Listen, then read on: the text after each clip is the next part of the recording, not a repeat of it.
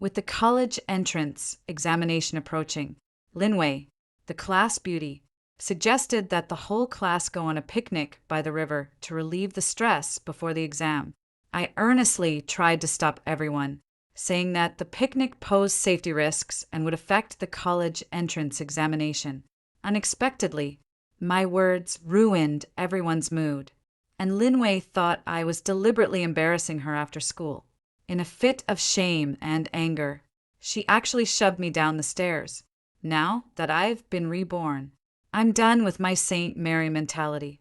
You can't persuade a ghost determined to die with good intentions. I'm going to make you reap what you sow one. A violent wave of dizziness and searing pain suddenly hit me, as if every bone in my body had shattered in an instant. Hadn't I already died? The sensation of weightlessness as I tumbled down the stairs. The dull thud of the back of my head hitting the floor. Liney's beautiful face twisted with fury and the cold, indifferent yet frightened gazes of the classmates around me. And finally, endless darkness and cold. I suddenly opened my eyes, and the glaring fluorescent tube lights came into view while the noisy chatter of break time rang in my ears. I was sitting in the classroom of grade 12, class 3, with a mock exam paper spread out in front of me and a black pen still in my hand. So, I'm saying getting 2 tenths in the 2 days before the college entrance exam isn't good. We should go out and relax. How about a picnic by that little river in the suburbs? We can make our own fire and cook ourselves. It'll definitely be a lot of fun. This voice was sweet and charming, yet carried an unmistakable air of authority. I raised my head in disbelief and looked toward the source of the voice. Linway, the class beauty, was standing by the podium, smiling brilliantly. Her long hair fell over her shoulders, and the white dress made her look pure and lovely. She was waving her arms, trying hard to rally everyone's spirits. The scene was exactly the same as the one in my memory. I've been reborn back to the very moment she suggested a picnic. An enormous shock followed by overwhelming joy, resentment, lingering fear. A flood of emotions instantly engulfed me. I pinched my thigh hard, and the sharp pain clearly told me this was not a dream. I had really come back. Memories of my past life surged back wildly. It was at this exact moment that I had stood up and with all my heart tried to dissuade everyone, saying that the picnic was risky and that getting injured or eating something bad could affect the college entrance exam. My words ruined everyone's mood.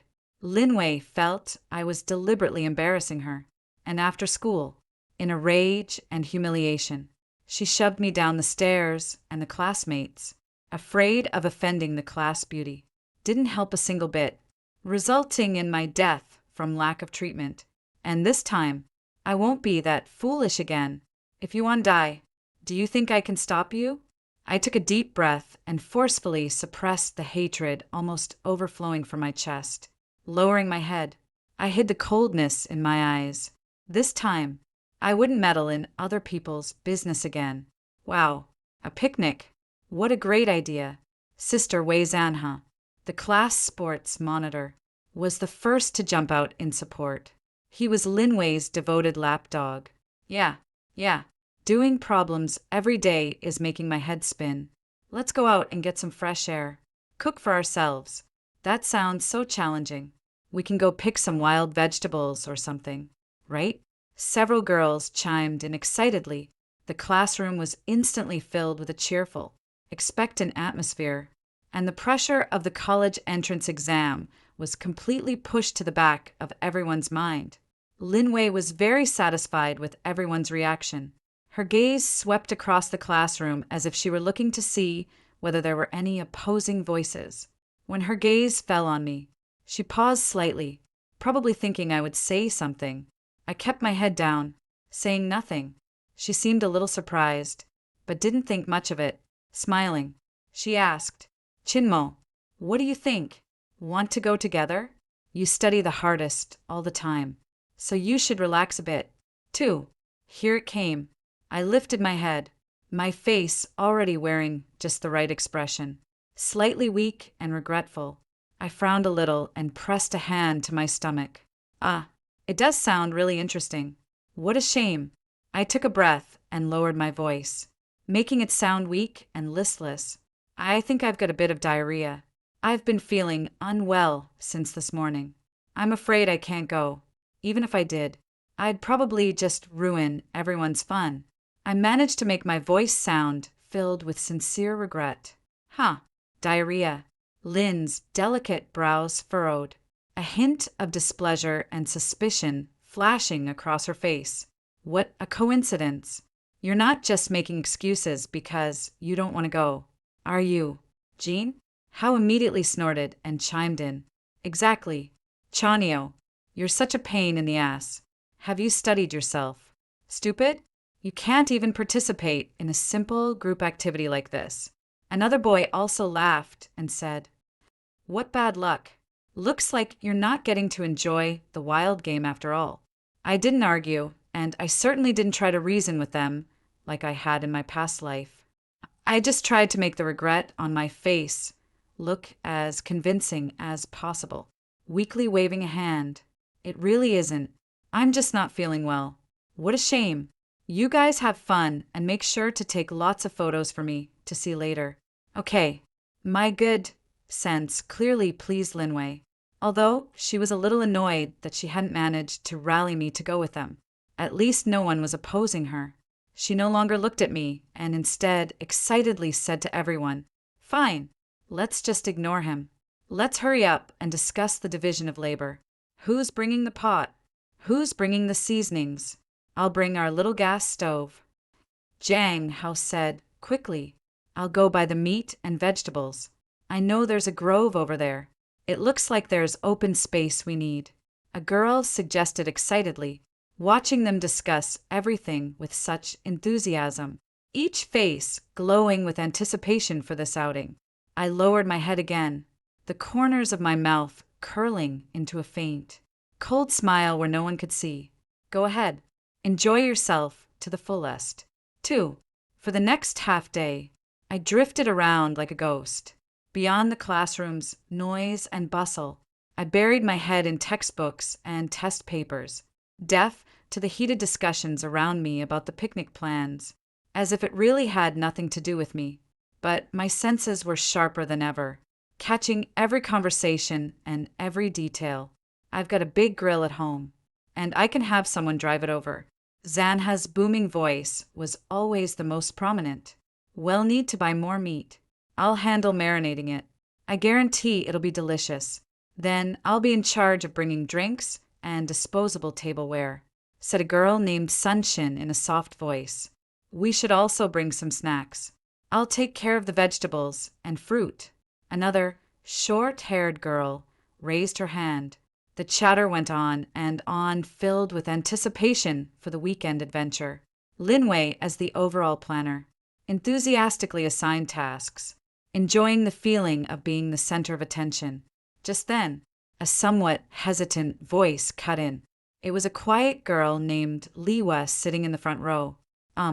If we're going on a picnic, we're making our own fire and cooking ourselves. Right. Leiswa pushed up her glasses, her voice not loud, but enough for the people nearby to hear. Is that safe? Also, what if the weather turns bad? I saw the forecast, and it looks like it might be a bit cloudy in the next couple of days. Her concern was subtle, but in the feverish atmosphere, it was like a pebble thrown into a lake, stirring up a faint ripple. A few classmates also paused slightly. What is there to be afraid of about cloudy weather? It's not like it's going to rain, and it'll be cooler. 2. Jean, Howe immediately retorted, unconcerned. Lynn also smiled. Her tone relaxed. What's so hard about making a fire? Zenha brought a gas stove, didn't he? It's very convenient. As long as everyone pays attention to safety, it'll be fine. We're not kids anymore. Leiswa opened her mouth as if she still wanted to say something, but seeing everyone's indifferent expressions, she swallowed the words back. Only her brows slightly furrowed in opportunity. I kept my head down, as if I were fully focused on solving a math problem, But my voice was neither too loud nor too soft, just enough for the few classmates around me to hear. It was as if I were murmuring to myself unconsciously, and yet as if I were echoing Lynn's words. Sight, what bad luck. I just had to get a stomach ache at a time like this. I'm so jealous. My voice was flat with no trace of emotion. I didn't even look up. After saying that, I went right on scribbling and sketching on my draft paper, as if I had only muttered something absent-mindedly from being tired of studying. However, this sentence seemed to happen to confirm what Lin Weo had said. Sure enough, another boy who had originally stayed silent heard it and jumped in. A rare opportunity, always worrying about this and that. What a drag. It would be so much fun to pick the vegetables and cook the meal yourself. Exactly. One also got excited. We can go check by the river. Maybe there really are wild vegetables. Pure, natural, and pollution-free. Seeing that everyone said the same, the last trace of doubt in Lou was completely dispelled. She even smiled a little awkwardly. Yeah, I was overthinking it. Lion gave the boy who had jumped in approvingly, then let her gaze casually sweep over me. I was still the same as ever, head down and buried in my books, showing no interest in what was going on around me. She probably felt that my unintentional remark had also indirectly supported her, and her mood improved even more. All right, as for safety, well, just remind each other. Lynn made the final decision. The important thing is to have fun and leave behind a wonderful memory before the college entrance exam. It's settled then. Good. Everyone cheered in response. No one mentioned the weather or safety again. The discussion quickly shifted to which brand of snacks to buy, how many cars would be needed, and where to find a place that was both fun and suitable for a picnic. Listening to them excitedly making plans, even down to exploring and foraging in that little riverside grove. My cold smile grew deeper. Yes, just like that. Plan to your heart's content and look forward to it to your heart's content. I never joined in any further conversation, perfectly playing the role of a marginal student who was having diarrhea, weak and wholly devoted to reading the sage's books. Only in the gaps between their discussions would I occasionally lift my eyelids, cast a cold glance at that group of self-satisfied classmates, and then refocus all my attention on my review materials. Their rivalry had nothing to do with me. My battlefield was in the exam room next Monday, 3 on the day of the picnic, which was the Saturday, 2 days before the college entrance exam. The sky was indeed a bit overcast, but it didn't rain. Instead, the summer heat felt somewhat milder according to the plan. I arrived at the school gate right on time in the morning, which was their designated meeting point. Several hired cars were already parked there, and the SUV Jang Hao had arranged stood out, especially with even a box dropped to the roof for the barbecue grill. The classmates arrived one after another, each of them beaming with excitement and anticipation, carrying various ingredients, drinks, and picnic mats in large and small bags. Their laughter and chatter nearly pierced through the somewhat gloomy weather. Linwei was wearing a more practical athletic outfit today. Still bright and beautiful like a fluttering butterfly, she moved through the crowd, counting heads and checking supplies. Did you bring enough drinks? The meat is in the insulated box with me. Who brought mosquito repellent? There are a lot of mosquitoes by the river. I stood in a corner not far away, deliberately hunching my back slightly and pressing a hand to my stomach, forcing a pale, weak look onto my face as I silently watched them. Jean, Hao was the first to spot me. He was stuffing a case of beer into the trunk, and the moment he saw me, he immediately shouted, "Jo, isn't that Chinmo? What's up? Your stomach's still not better. Look at how jealous you are." Huh? His booming voice immediately drew everyone's attention. One after another, their gazes turned to me, most of them carrying mockery and watching for the show kind of expression. Linwei also looked over the corners of her mouth, lifting into a smile that wasn't quite a smile. "What, do you really want to come with us?" Too bad there doesn't seem to be enough room in the car. Her tone was unabashedly dismissive. I raised my head and forced out a feeble smile, deliberately making my voice on week 2. Ha! My stomach's just not cooperating. You've all prepared so thoroughly. Have fun. TCH. A boy named Lu Chong sneered. Missed this chance. And years later, when you look back, it'll all be regrets. Exactly. Another girl chimed in. But a picnic is hard work. With that weak, rundown body of yours, going would just be a nuisance. Better stay home and honestly hit the books. Top student. She especially stressed the last 3 words. Top student with unmistakable mockery when we clapped her hands. Finding regret. Sigh. No luck for you then. We've prepared tons of delicious food. Plus, Hal's signature secret grilled wings that he swore on his chest were amazing. Once we post the photos in the group chat, we'll make you drill to death. Not only that, Jan Ha said proudly, patting the beer in the trunk. There's this, too. Too bad you won't get to enjoy it. They spoke over one another as if standing on some lofty pedestal, collectively teasing and bidding farewell to me. The sickly one in Bookworm. There was not a trace of genuine concern, only the delight of putting me down to make their trip seem more meaningful. I kept that weak, slightly regretful expression the whole time, faced with their mockery. I neither refuted nor got angry. I simply nodded occasionally and kept repeating, Mom, have fun. That's great. My gaze swept across one excited, naive face after another, and I etched their expressions at that moment deeply into my memory, especially Linway, who reveled in everyone's mockery of me, a victor smile on her face. Finally, everyone had arrived, and the supplies had also been loaded onto the trucks. Linway clapped her hands. All right, everyone's here. Let's set off. She gave me one last glance, her eyes carrying a hint of contempt and disdain, as if saying, See, we have more fun without you. Let's go. So cool. The classmates cheered, scrambling to squeeze onto the bus just before getting on. Django even called out to me on purpose. Hey, Chanio, take good care of the place for us. We'll tell you all the fun stuff when we get back. Engines started, and the cars drove away from the school gate one after another. Someone stuck a hand out of the window and waved there, laughter faintly drifting through the glass. I stood there, continuing to look as weak as before, until the last car turned the corner and disappeared completely.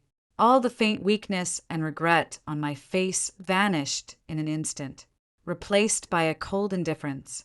I stared in the direction the cars had disappeared, my gaze deep as if it could pierce through space. A gentle breeze brushed past, carrying the damp scent of soil. I took a soft breath, turned around, and started walking toward home. My back was straight, my steps steady, completely unlike the stomach ache patient from just moments before. Their rivalry had begun. My stage is about to open as well. For back home, where only the occasional sound of traffic from outside could be heard in the quiet, I locked the door behind me and shut out the world filled with hypocrisy and mockery. A vast silence enveloped me. I walked straight to my desk, where the gray-white light from outside fell onto the open exercise book and textbooks, casting a cold, desolate sheet and good. This is exactly what I need. I took a deep breath, trying to drive out all the noisy voices in my head. Jean shouting Linway's soft laughter. Everyone's mockery, and now is not the time to be ruled by hatred. Common focus were my weapons.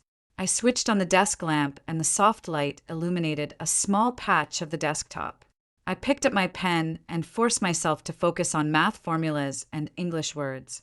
Time slipped by. I solved the exercises efficiently and sorted out my error notebook, feeling far more composed than ever. I don't know how much time had passed when the phone lying beside me suddenly lit up and the relentless barrage of message notifications broke the room's silence. It was the class group chat. I glanced at it without immediately picking it up.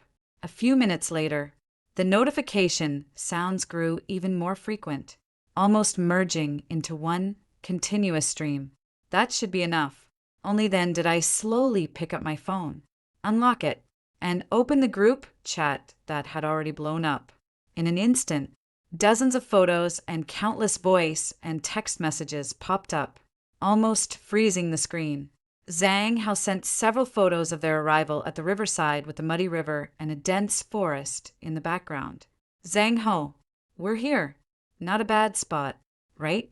The air is great. At everyone. Lin Wei posted a selfie, holding up a bottle of drink and smiling brightly with classmates busily laying out picnic mats and carrying things in the background. Lin Wei, let's get started. Looking forward to a big feast. Cute emoji 1.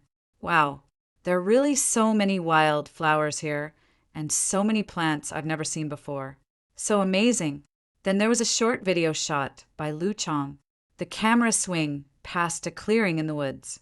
On the ground were mushrooms of various colors. The camera deliberately lingered for a few seconds on a plump mushroom that looked especially good. Lu Chong, look what I found. All natural wild mushrooms. Extra supper tonight.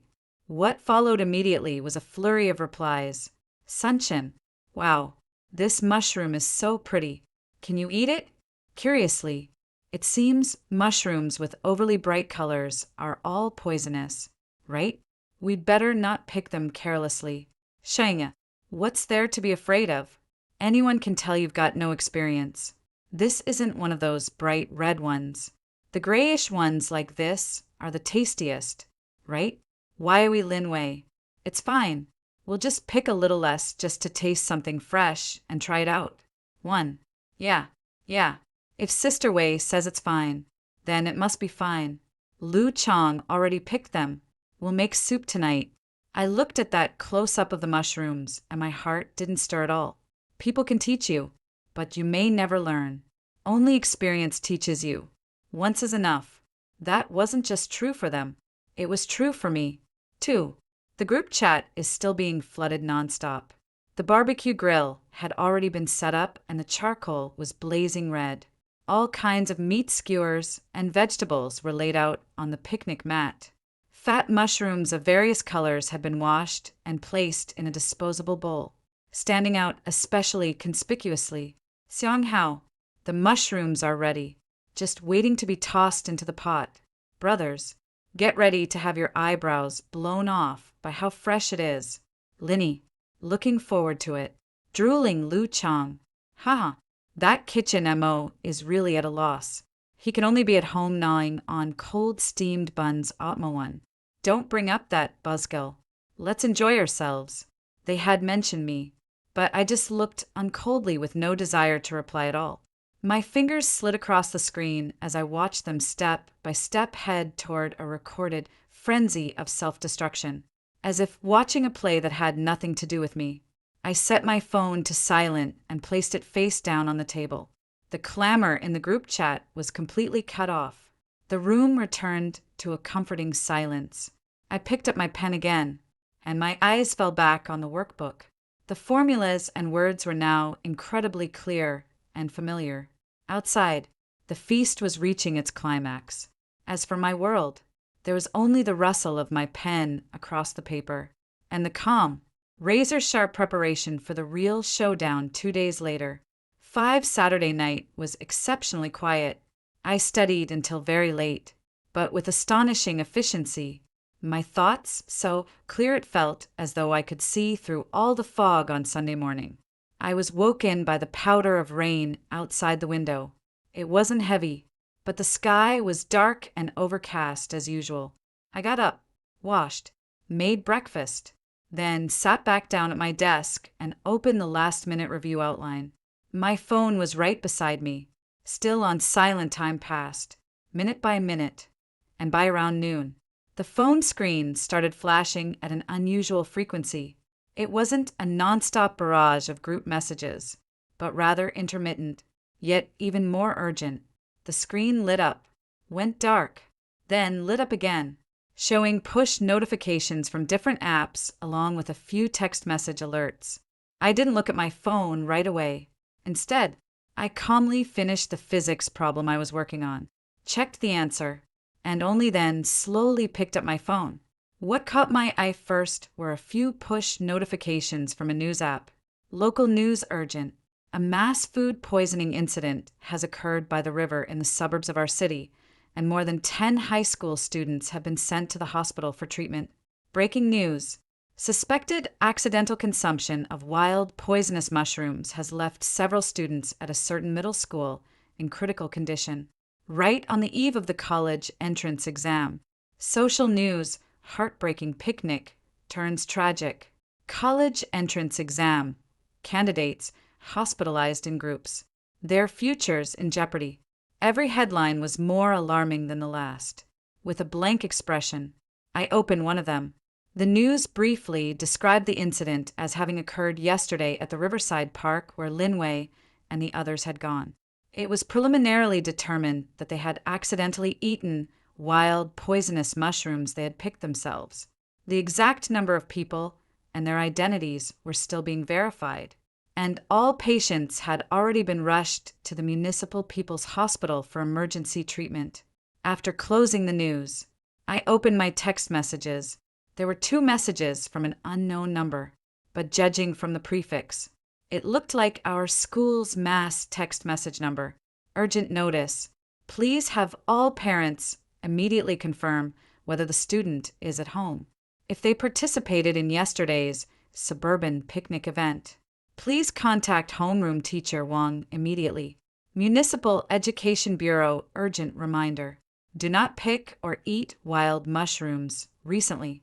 If you had a picnic by the suburban river yesterday and are experiencing any discomfort, please go to the emergency department of the Municipal People's Hospital immediately. It seems the school and the education system have already been alerted. Finally, I opened the class group chat, which had already accumulated 99 plus unread messages.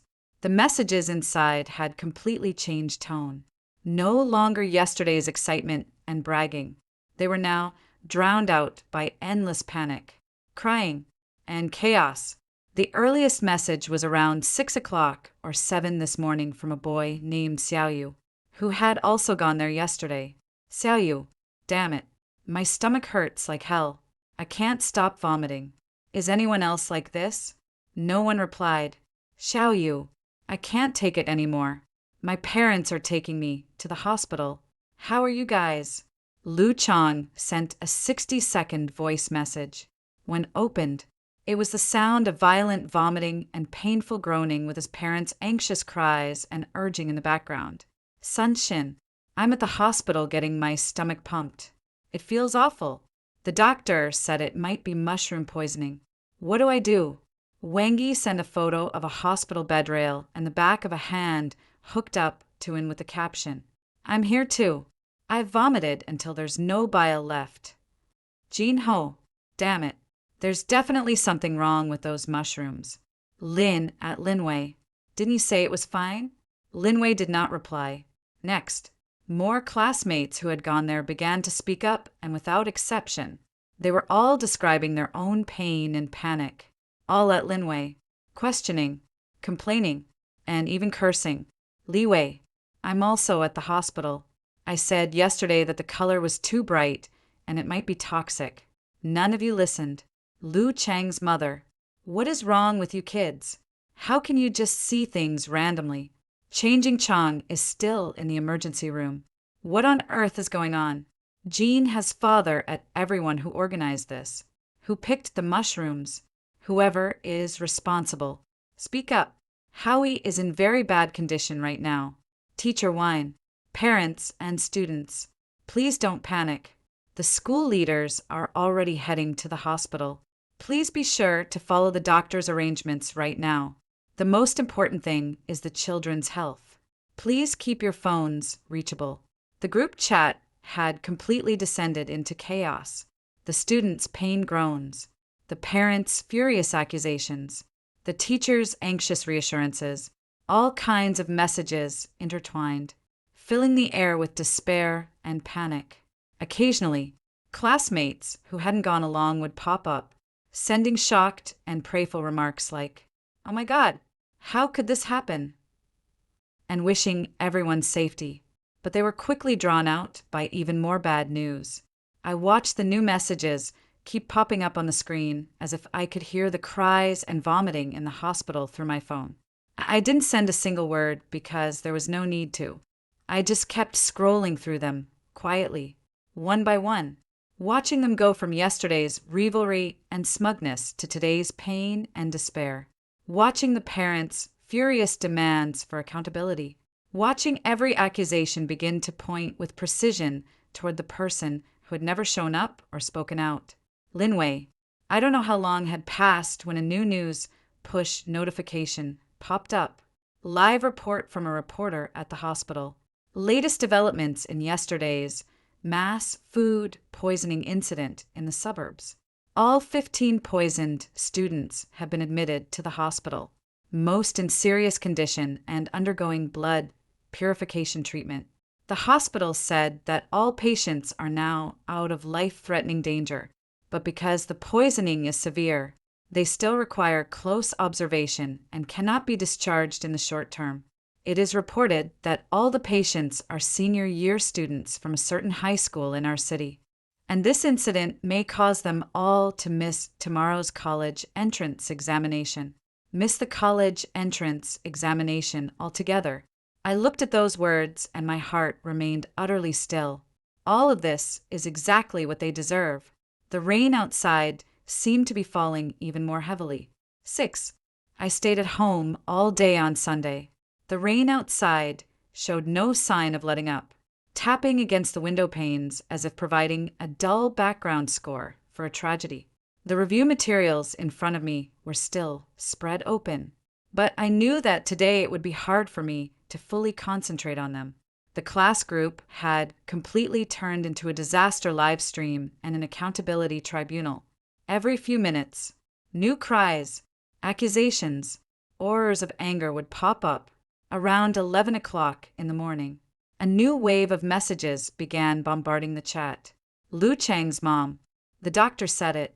It's severe mushroom poisoning. The liver damage is serious. He needs to be hospitalized and observed for at least 2 weeks. 2 weeks? What about the college entrance exam? Is my changing's life ruined for good? At Linway's parents. Come out. Who is it that stirred up the picnic? Who said the mushrooms were edible? Attached was a photo of the corridor outside the ICU ward. Blurry and suffocating Jang Ha's father. I'm asking you a question. Linway, are you deaf? He is lying unconscious in there now. The doctor said he needs something called plasma exchange. The cost is terrifyingly high. Who's going to take responsibility for this? Can you afford it? And that Lu Chang who picked the mushrooms? Why are your hands so damn cheap? You dare pick anything? Behind him came the agreement of other parents, right? They must be held responsible. The organizer bears primary responsibility. The one who picked the mushrooms can't escape blame either. Sunchan, I also need to stay in the hospital for observation. The doctor said my liver function indicators are very high. The college entrance exam. I definitely won't be able to take it. Followed by a string of breakdown and crying emojis. Lu, I'm also on in 4 drip. I really warned everyone yesterday. No one listened to me this time. No one refuted her anymore. And of course, no one replied to her. The words college entrance examination seemed like a spell appearing over and over in every message mixed with pain, despair, and overwhelming rage. They finally realized clearly that what they had lost was not just the fun of this picnic, but a crucial opportunity in life. After the initial chaos, all the blame began to shift with uncanny precision, concentrating its fire on one target. Jean has father at Lin, Weiss parent, is hiding going to help. Come out and give us an explanation.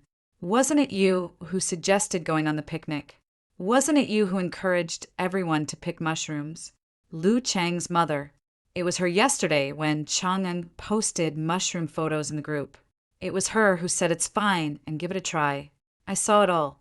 It was this Linu's mother, or Lily, kept saying when she got home.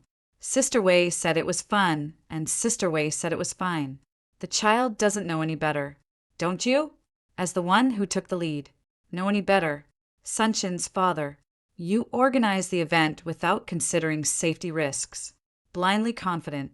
And now that something has happened, you're playing the turtle in hiding. Where is your sense of responsibility?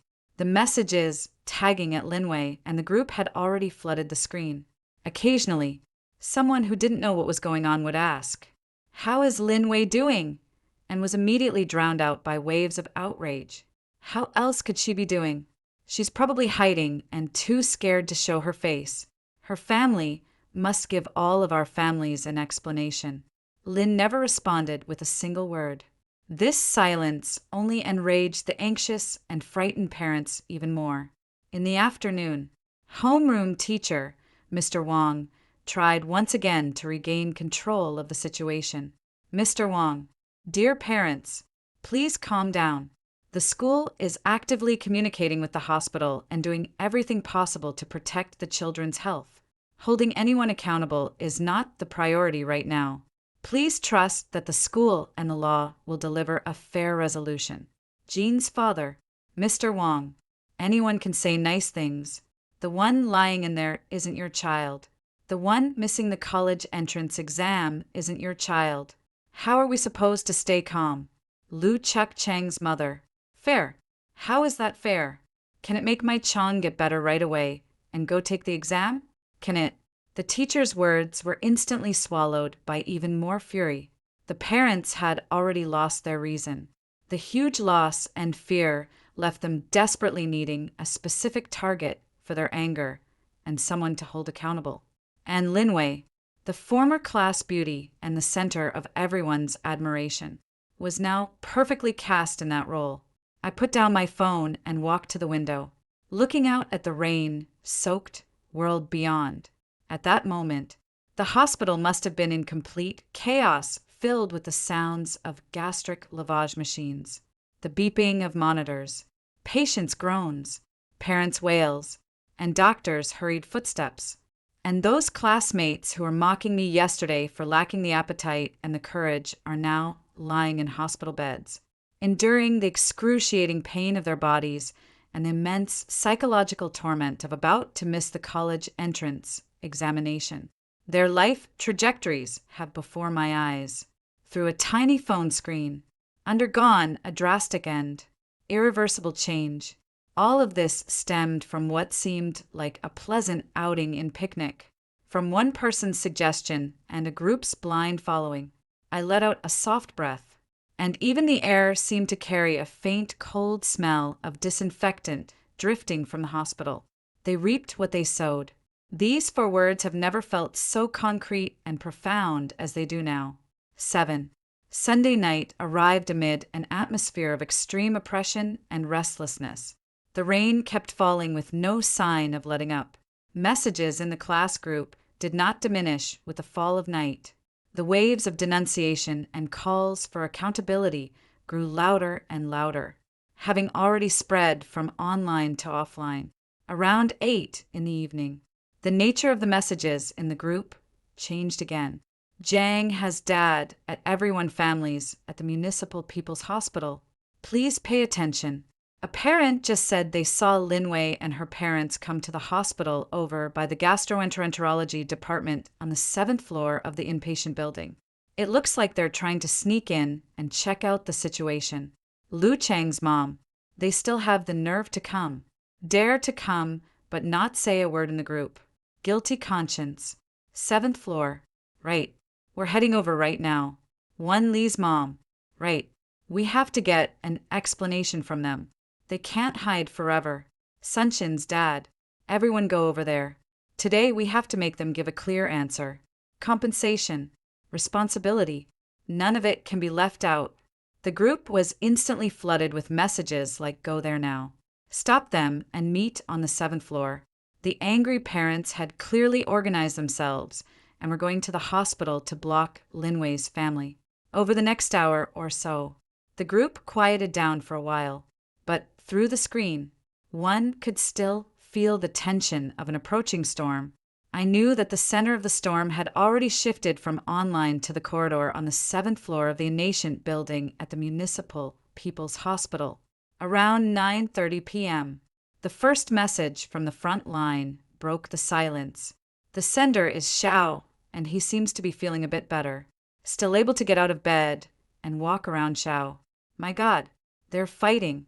A lot of parents are surrounding Linwei's mom and dad. It's getting really loud. Lin has been crying the whole time. Her dad tried to protect her, but he was shoved around by several parents. Nurses and security guards have come over. Too. They can't even pull them apart. Xiaoyu sent a voice message, and the background noise, and it was extremely chaotic. One could clearly hear piercing cries, angry shots from a man, a woman's curses, security guards barking orders, and the sound of glassware shattering. Utter chaos. This voice message was like a bomb blasting out everyone else who was still in the group chat. Oh my God, did they really start fighting? What happened? Xiaoyu? Hurry up and tell us at Xiaoyu. Don't just keep recording. Break it up. Why should I break it up? Serves them right. If it were me, I'd hit back too. A few minutes later, Xiaoyu sent another, even shorter voice message. The background noise was still chaotic, but his voice sounded even more panic to Xiaoyu. It's no use. I can't hold them back. His dad has gone crazy. He's saying Linwei has to pay with her life. Lu Chang's mom rushed up to hit Linwei. Ah, the stairs.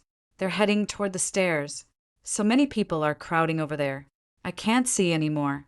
The two characters' stares stabbed into my eyes like ice picks. At that moment, my heartbeat seemed to stop for an instant. It had come. The wheel of history had finally in another form rolled over the one who had set it all in motion. The group chat was instantly flooded with all kinds of what happened. What's going on? What followed was more than 10 minutes of dead silence. No new messages came from the hospital front line in the group chat, as if everyone had been seized by the throat by that sudden chaos, able only to stare anxiously at their phone screens. Then a message from Lu Qin's mother popped up. No longer an angry roar, but a voice choked with extreme terror and trembling as she cried. Lu Chang's mother. It wasn't on purpose. Really, it wasn't on purpose. Gone mad. Everyone's gone mad. Pushed her down. She fell. So much blood. Help. Doctor. Doctor. Come quickly. It was obviously incoherent due to panic. After this message, the group chat fell completely into a deathly silence. No one spoke anymore. No one asked any questions. No one showed any expression. Everyone understood who she was, and what fell down meant that staircase leading to hell ultimately claimed a life. Only this time, it wasn't mine. The sound of rain outside seemed to grow louder, powdering against everything, like the final movement of a tragic piece played for the disaster that had unfolded in the hospital stairwell. I put down my phone and the glow of the screen faded, leaving the room completely dark. In the darkness, I sat quietly listening to the rain outside, estranged from everyone. An accidental shove fell down the stairs. The ending that happened to me in my past life in this life came back upon Linwei herself exact in every detail. And the cause of all this was still the bitter fruit she herself had planted. What goes around comes around. 8 Monday, the day of the college entrance examination. The sky was still overcast with a steady drizzle. I got up early, had a light breakfast, and checked my admission ticket, ID card, and stationery pouch several times. My mood was as calm as a windless lake. Before leaving, I took one last look at my phone. The class group was deathly silent. The last message was still the text conversion of the voice note Lu Chang's mother had sent last night, full of terror and despair, like an ugly scar that had frozen all the noise in place. But information from other channels had already begun piecing together the full outline of the incident and what came after. First to pop up was a local news push notification from a little after 5 in the morning last night. A tragedy suddenly occurred in our city yesterday at the Municipal People's Hospital. A fierce conflict broke out among the families involved after the collective food poisoning incident from the day before. A female student was shoved in the chaos and fell down the stairs, despite all-out rescue efforts. She was pronounced dead at 12 o'clock a.m. Today, the police have launched an investigation and the people involved have been brought under control. It is reported that the deceased girl was the organizer of the poisoning incident activities. The headline is cold and objective, no longer using emotionally charged words like high school student or college entrance exam candidate, but directly pointing to the core of the incident: conflict, shoving, death organizer. Opening the news article reveals more details, mentioning that parents of multiple students, agitated, got into a physical altercation with the organizer's family. An accident occurred during the process. A girl, surnamed Lynn, unfortunately fell. Several parties suspected of negligent manslaughter have been criminally detained by the police in accordance with the law, and the case is still under further review. Girl, surnamed Lynn, criminal detention. These words put a legal footnote on the insane chaos of last night. Then I received several text messages from unfamiliar numbers. Judging by the content, they seem to have been sent uniformly by the school. Dear examinees, today's college entrance examination will proceed as scheduled. Please bring your admission ticket and ID card and arrive at the examination venue on time. We wish everyone calmness, composure, and the best possible performance. Additionally, regarding yesterday's sudden incident, the school is deeply saddened. A special task force has now been formed to handle the aftermath and cooperate with the police investigation. Please focus on the examination and do not be disturbed. We wish you success in the imperial examination.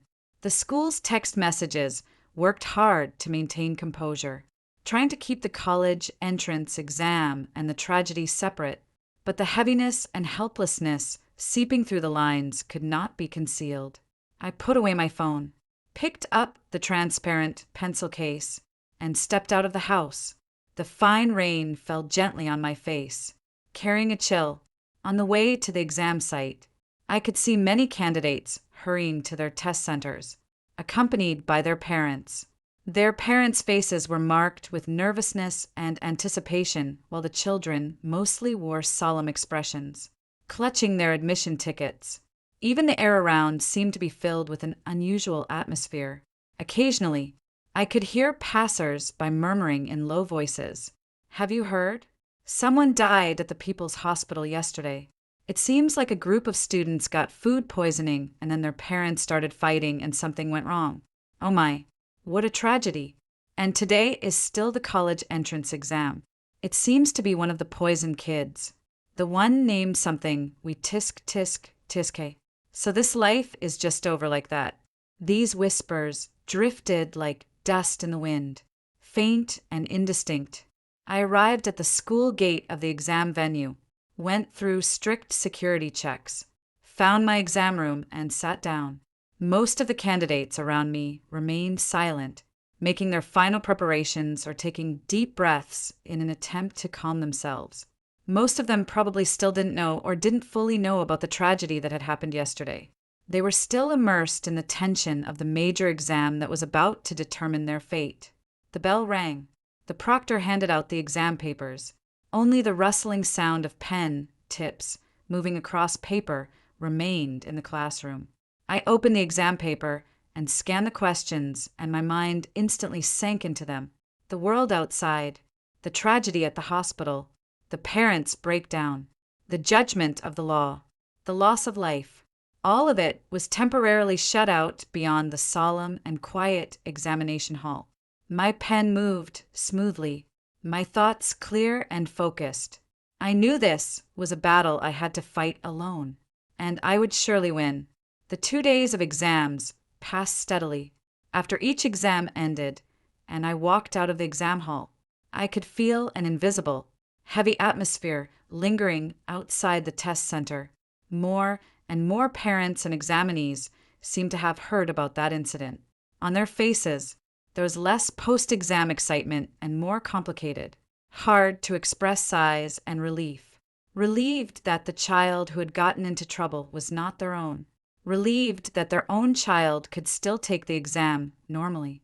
I walked through these comments and looked straight home, prepared for the next exam, and made no response to any remarks. Nor did I take part in any discussions. The bell signaling the end of the college entrance examination finally rang. I walked out of the exam site with the crowd and let out a long breath. It's over. Almost at the same time, my phone vibrated. It was a push notification from the news app. Latest developments in the city's mass food poisoning and subsequent falling death incident. The parents of the students involved, Lu Male, 41, and Zhang Male, 43, have been officially approved for arrest by the Procuratorate on suspicion of negligent homicide. Several other parents who took part in the conflict have been granted bail pending trial. All students hospitalized due to poisoning have now been out of danger, but still require treatment and have regrettably missed the college entrance examination. The aftermath of the falling death of the female student Lin is currently being handled. The dust has finally settled. Arrest, release on bail pending trial, missing the college entrance examination, and follow-up arrangements. These cold words brought a heavy and unmistakable close to this enormous storm triggered by a picnic and sweeping through more than a dozen families. I stood in the sunshine after the rain, watching the relieved examinees and parents on the street, feeling a different kind of relief entirely from theirs. My battle was over. Their nightmare was far from over. 9. The summer after the college entrance examination unfolded in a strange way. The city seemed to quickly return to its usual rhythm, but for our class and for the families caught up in the storm, time seemed frozen in the hospital and the police station. The class group chat never came back to life. That final terrified voice message stood like a tombstone, freezing all the noise in place. No one was willing to say another word in it. It became a forbidden place everyone tacitly avoided. Occasionally, bits of scattered news would drift into my ears like ghosts, through private chats with other classmates or word-of-mouth rumors. Ha and Lu Chang's dad seems to have been sentenced for negligent manslaughter for several years. The other parents who got involved also all got dealt with and had to pay a lot of money.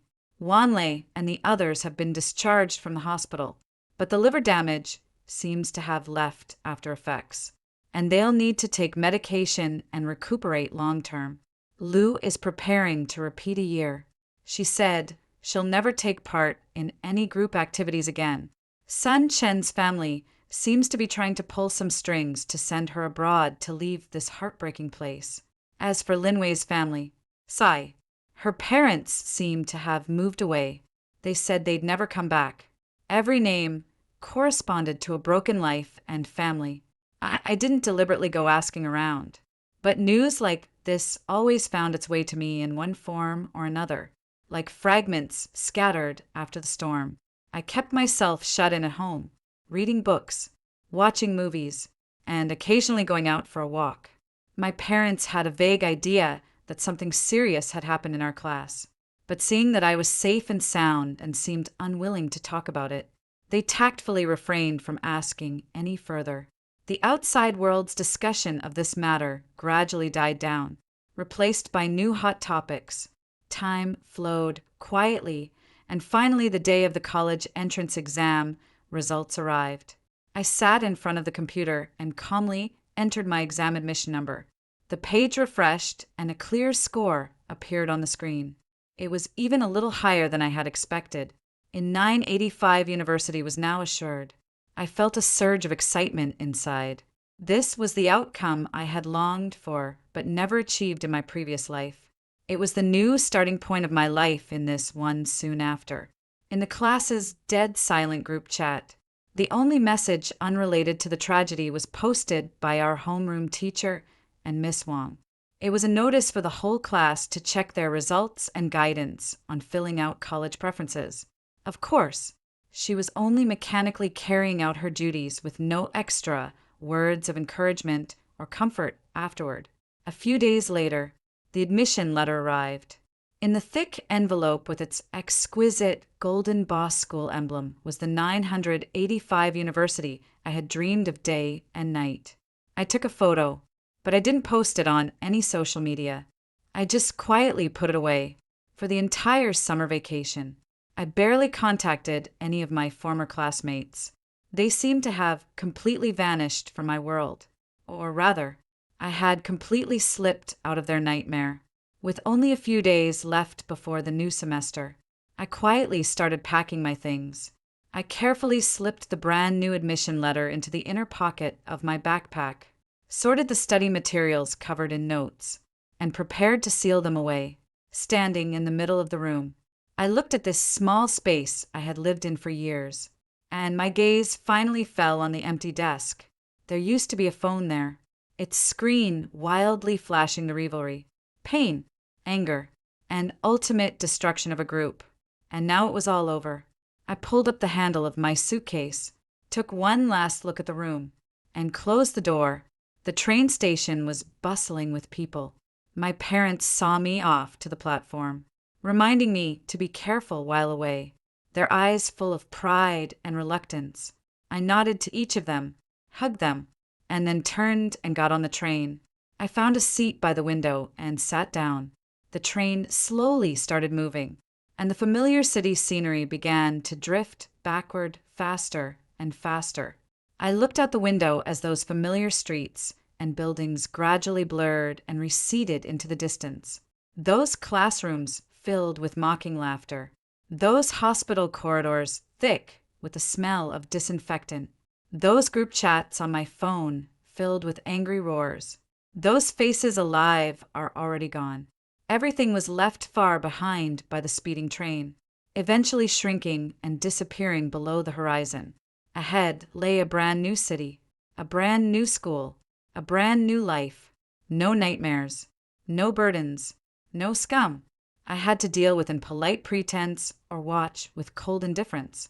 Only me and a vast, boundless world for me to roam freely.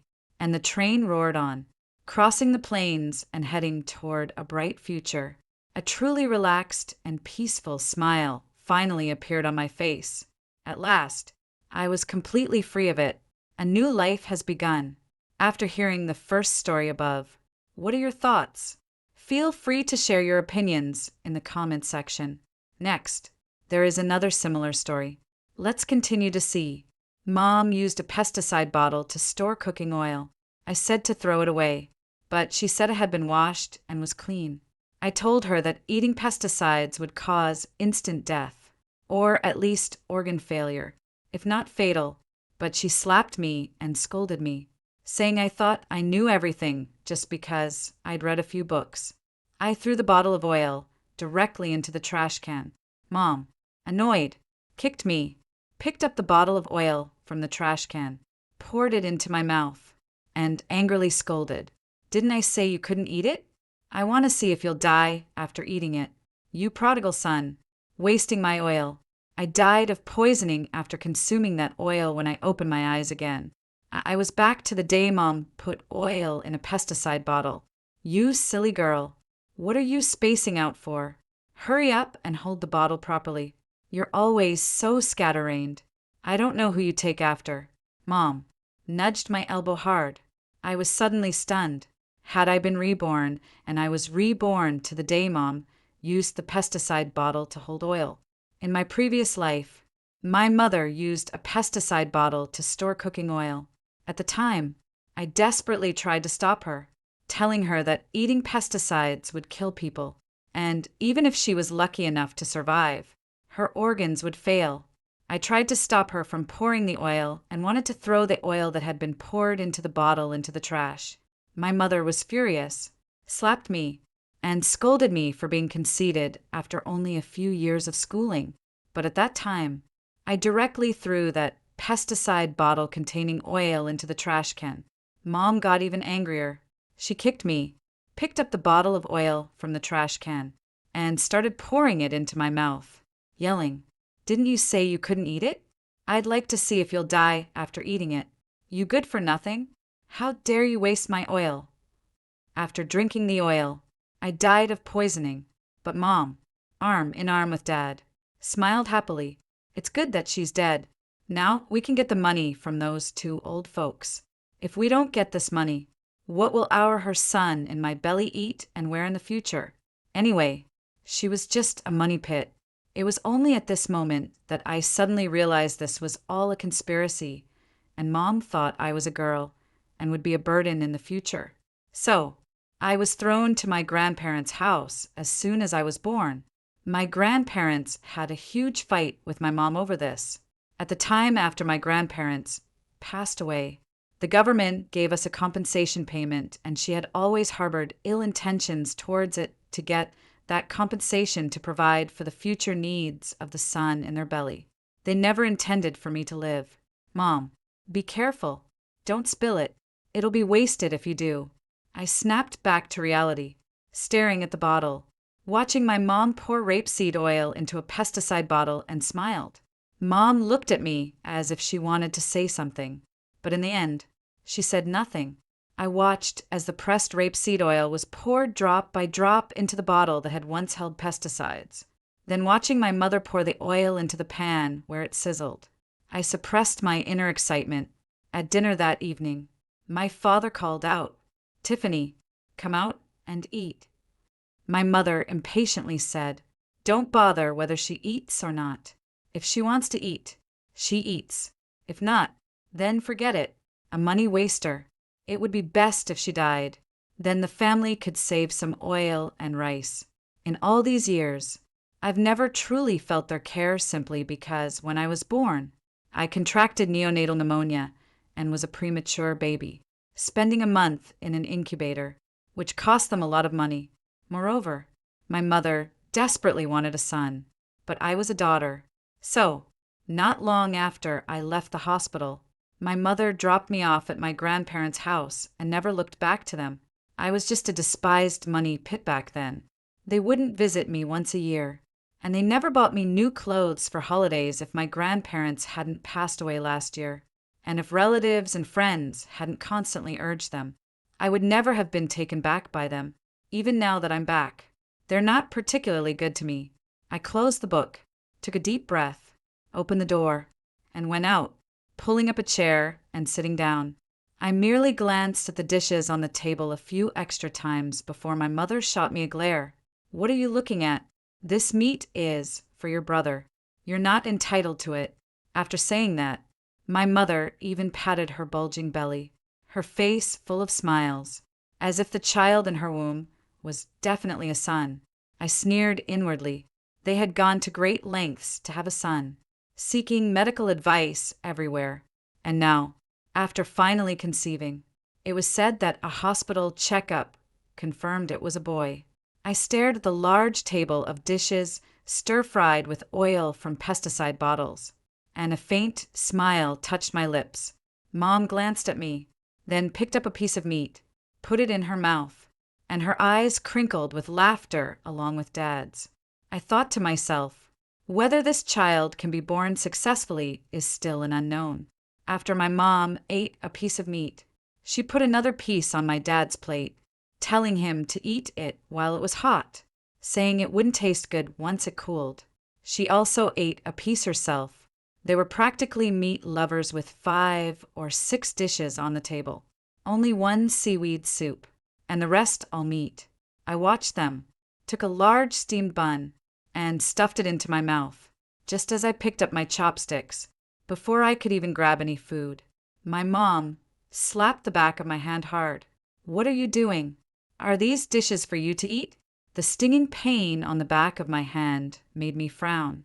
I put down my chopsticks, endured the pain, and said with a smile, "Mom is right. These dishes are for my brother. I won't eat them. Mom should eat more. Mom eats more so my brother can grow in Mom's belly. I'll just have steamed buns and seaweed soup." After saying that, I used a large ladle to scoop a big spoonful of seaweed soup into my bowl. I ate the steamed buns with seaweed soup very quickly. My mom listened to what I just said, then stuffed several more pieces of meat into her mouth. They kept discussing what to buy, what to add to the house, what formula to drink, what diapers to use, and what brand of clothes to wear once the baby in her belly was born. However, all these years, I have never worn any clothes they bought. Therefore, in their hearts, the child in her belly is their flesh and blood, and I am just an outsider. In my previous life, for the sake of my mother and the child in her womb, I cruelly threw that bottle of oil into the trash only to be severely beaten. I'll never forget the scene where my mother held my head, shoved it into that trash can, and poured oil into my mouth. My good intentions were taken for granted, and I was cursed as a prodigal son, wasting her oil. Since that's the case, why should I remind them that putting oil in a pesticide bottle could be fatal? That's their destiny. I don't need to risk my own life to interfere. My parents were deep in discussion, my dad excitedly pouring himself some wine. They were both enthusiastically talking about what they would do after their son was born. Meanwhile, I quickly finished one large steamed bun, then started on a second. My mom stared at the second bun I was holding and said, "Are you a pig eating 2 buns?" It was my dad who retorted to my mom, "It's just a bun, isn't it? Let her eat. She eats buns and we and our son eat meat." Perhaps my dad's words, "me and our son," made my mother happy for a while. She didn't say anything, so I quickly ate. After dinner, my mom asked my dad to take her to buy things for my unborn brother and told me to wash the dishes. Then, as my mom was about to throw away the leftover dishes, Ikateam looked at the unfinished food on the table, silently, swallowed, and said, "Mom, don't throw it away. It's such a waste to throw away a whole table of food. You and your brother can't eat leftovers, but Dad can. You agree, right, Mom?" I said these words calmly, but my heart was sneering. Since they love eating food cooked with pesticide-tainted oil bottles so much, I'll just leave more for them to eat. After they left, I washed the dishes and then repeatedly washed my hands several times with soap. After washing up, I returned to my room to continue with my exercises. In my previous life, I didn't even take the high school entrance exam. This time, I must study hard and get into a good high school. Time flew by as I was immersed in my exercises, and I didn't know when they returned. It was only when I was sleeping that I suddenly heard sounds coming from the living room. I heard my dad anxiously call out, "Fiona, what's wrong? Don't scare me." I came out of my room and saw my dad holding my mom, who was dry heaving and convulsing uncontrollably. My dad kept calling my mom's name. Seeing me standing still, he yelled at me, "Tiffany, what are you staring at? Go get help. Do you want to watch your mom and your brother get hurt?" I mumbled and slowly walked out the door to call for help. But by this time, everyone in the village was already asleep. I went inside and told my dad I couldn't find anyone. My dad glared at me, his eyes as if he wanted to kill me, and I just lowered my head and said nothing. Finally, my dad had to take my mom to the hospital on his electric scooter.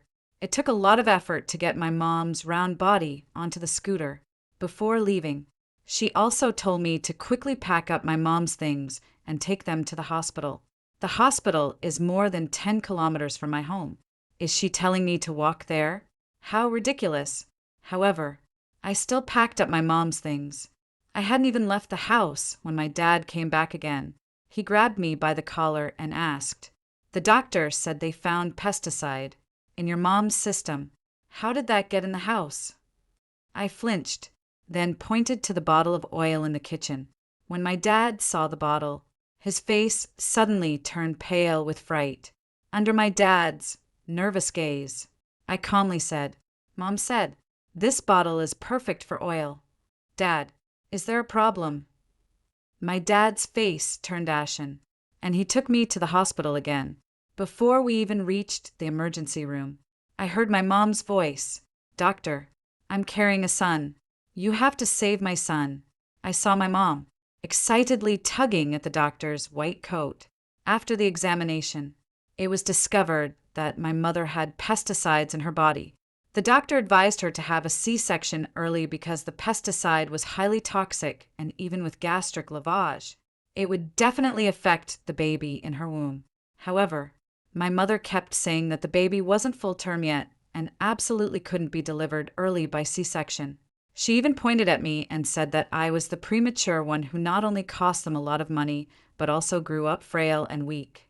But I want to say I was thin because I never had enough to eat since childhood. That's why I was like that. What does it have to do with being premature in the end? The doctor with no other choice arranged for my mother to have gastric lavage first. But after the lavage, the doctor's advice was still to have a C-section to avoid affecting the baby in her belly. But my mom absolutely refused to sign, and doctors would never perform a C-section against the family's wishes. So the baby was still in my mom's belly, and she was admitted to the hospital. I wandered around outside for a bit, and when I returned to the ward, they were arguing. "Fiona, are you crazy? That's the bottle I put pesticide in this afternoon. Do you have any brains to actually use it for rapeseed oil? I washed it clean. I thought it would be fine. Speaking so loudly will scare our son." I saw my mom touching her bulging belly, her face full of grievance. Seeing this, my dad stopped talking. Then the two of them started whispering again. It turned out they planned to go to the village's eccentric shaman to ask for some holy water. There really was such a shaman in our village. Last time when an uncle in the village went mad, she concocted some so-called holy water. And then that uncle miraculously recovered after they discussed for a long time. Dad stood up to leave and told me to stay and take care of Mom. "Mom, I have school tomorrow. You should let Dad take care of you." "What school?" "Take a leave of absence." "Is your crappy school more important than your brother?" My dad also chimed in with my mom, saying, "Tiffany, you stay and take care of your mom. I have important things to do back home, and I have to work tomorrow. If I don't make money, what will you two eat and drink?" Then he left, leaving just my mom and me in this 3-person hospital room in the latter half of the night. I was sleeping soundly in a chair nearby when my mom woke me up, telling me to call the doctor because she felt nauseous and uncomfortable. After the doctor arrived, they suggested an immediate C-section, but my mother clutched the bed rails, refusing to go to the operating room, insisting on waiting for my father. I knew my mother was waiting for the divine water from that shaman. EMS Fiona, although you didn't directly ingest pesticide, consuming oil mixed with pesticide is still very dangerous. If you don't listen to our advice and something happens to your child, our hospital will not be responsible. My son will be fine. I've washed the oil bottle clean. Nothing will happen. Don't try to scare me. You're just trying to make money off me. I'm telling you, he's not full term yet. I won't let my son come out. Staying inside for one more day is definitely better than being outside. After my mom yelled the doctor out, I ran out and called him back. I told them either let my mom sign a liability waiver so that if anything happens later, it has nothing to do with the hospital. I watched the doctor stare at me in surprise when the doctor came in with the waiver. My mom was too emotional to sign it. I held her hand. "Mom, I'm telling you, once you sign this, the doctor won't make you have a C-section and your brother can stay safely in your belly for longer. Didn't you say it's better to stay in the belly than outside? Look at me. I was premature and it cost you a lot of money, didn't it? Mom, sign it. If you sign it, your brother won't be premature and you can save a lot of money." My mom only heard that if she signed this document, they wouldn't keep pushing for a C-section. So, she quickly picked up the pen and signed. The morning after signing, my mom called my dad to ask if the magic water had arrived, but my dad's phone was unreachable. My mom called our neighbor, Aunt Wendy, again a little while later. When the neighbor called my mom back, she shouted into the phone, "It's bad. Fiona, it's bad. Your David has fainted and is foaming at the mouth." My dad was rushed to the hospital for emergency treatment. At one point, the doctor came out and dropped a bombshell. "He can be saved, but multiple organs have failed and he might be paralyzed afterward. Upon hearing this, my mom's body suddenly went limp. She then stared at the operating room for a long time before suddenly rushing into the emergency room.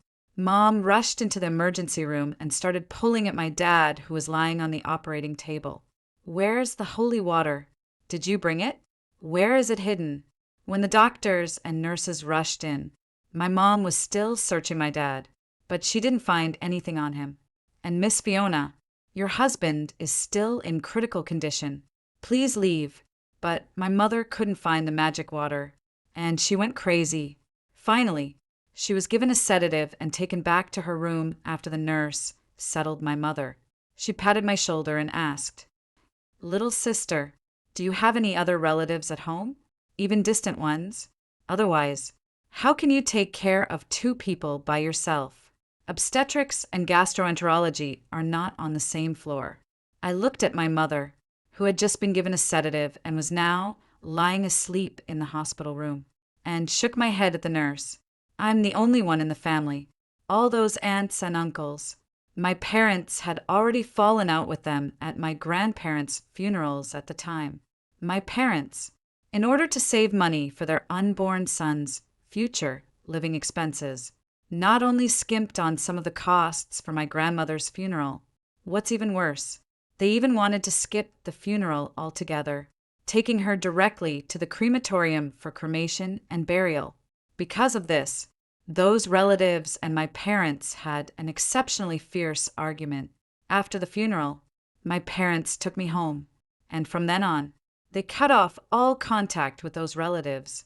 Now, if they knew my mom ended up this way because she brought it upon herself, I bet they'd all burst out laughing. I went to see my dad. He was lying there, pale and lifeless. I remembered the delicious food and wine from that night. My dad ate a lot. Perhaps, as the doctor said, he was strong, and the toxins took longer to take effect.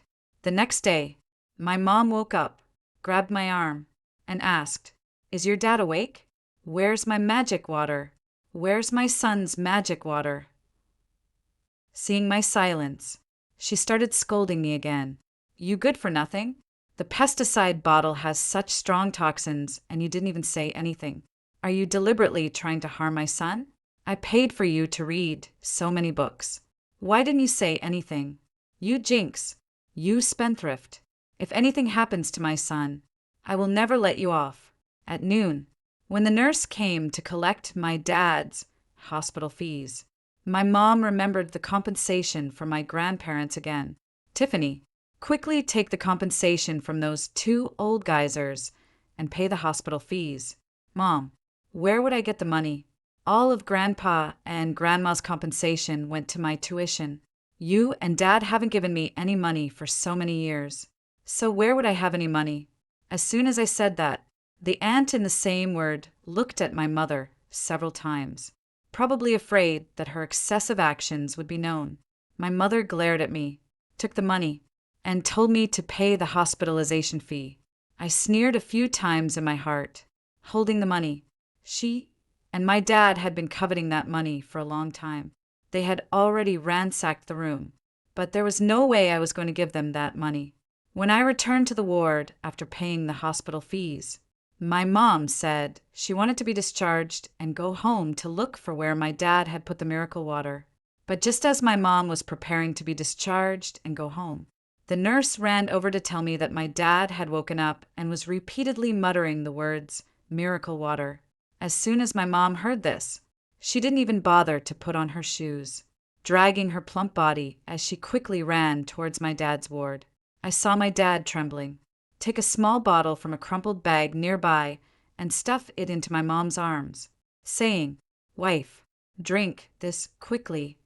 The shaman said, "If you drink it, our son will be fine." My mom didn't even think twice, quickly opened the small bottle and gulped it all down after drinking it. My mom and dad hugged each other and smiled happily. I stood at the door of the ward and let out a cold snort. The day my dad regained consciousness, my mom told him to leave the hospital, saying that the hospital fees were too expensive and she needed to save the money for the son in her belly. My dad listened to my mom and also strongly insisted on being discharged. I happily helped them pack their things. Once they were discharged, I could go to school and I couldn't be happier. As we left, several nurses behind us were chattering amongst themselves. How can there be such strange people in the world who would give up their lives for their son? Whether that child will survive is still unknown. Director Young said they needed a C-section, but they insisted the baby wasn't full term and refused, wanting the child to stay in the womb for a few more days. But that was pesticide. I estimate that even if they washed his stomach, the toxins have already entered his internal organs. This little sister is so pitiful. How could she have such parents? I held their belongings, thinking they would wait for me to take a taxi home together. However, by the time I had packed everything and gotten the medicine, they had already left me at the hospital and gone. When I returned home again, I saw my dad, pale-faced, cooking for my mom. When she saw me, my mom threw a grape at me and said, "You brat, what took you so long?" I watched the dark grape roll past my feet. I stared at it for a moment, then picked it up, suddenly walked a few steps forward, forced the grape into my mom's mouth, and calmly said, "Mom, you spent a lot of money on this hospital stay. It's such good grapes. It would be a shame to throw them away. Don't waste them." My mom was so angry she wanted to spit out the grape and hit me, but I was quicker. I took the large plate of grapes from her hand, ate a few in front of her, and said with a smile, "So sweet." My mom was furious. She picked up the small stool from the floor and threw it at me. I dodged, and the stool hit the ground. "Mom, mind the prenatal education, or your son will be born with a bad temper and you'll have a tough time."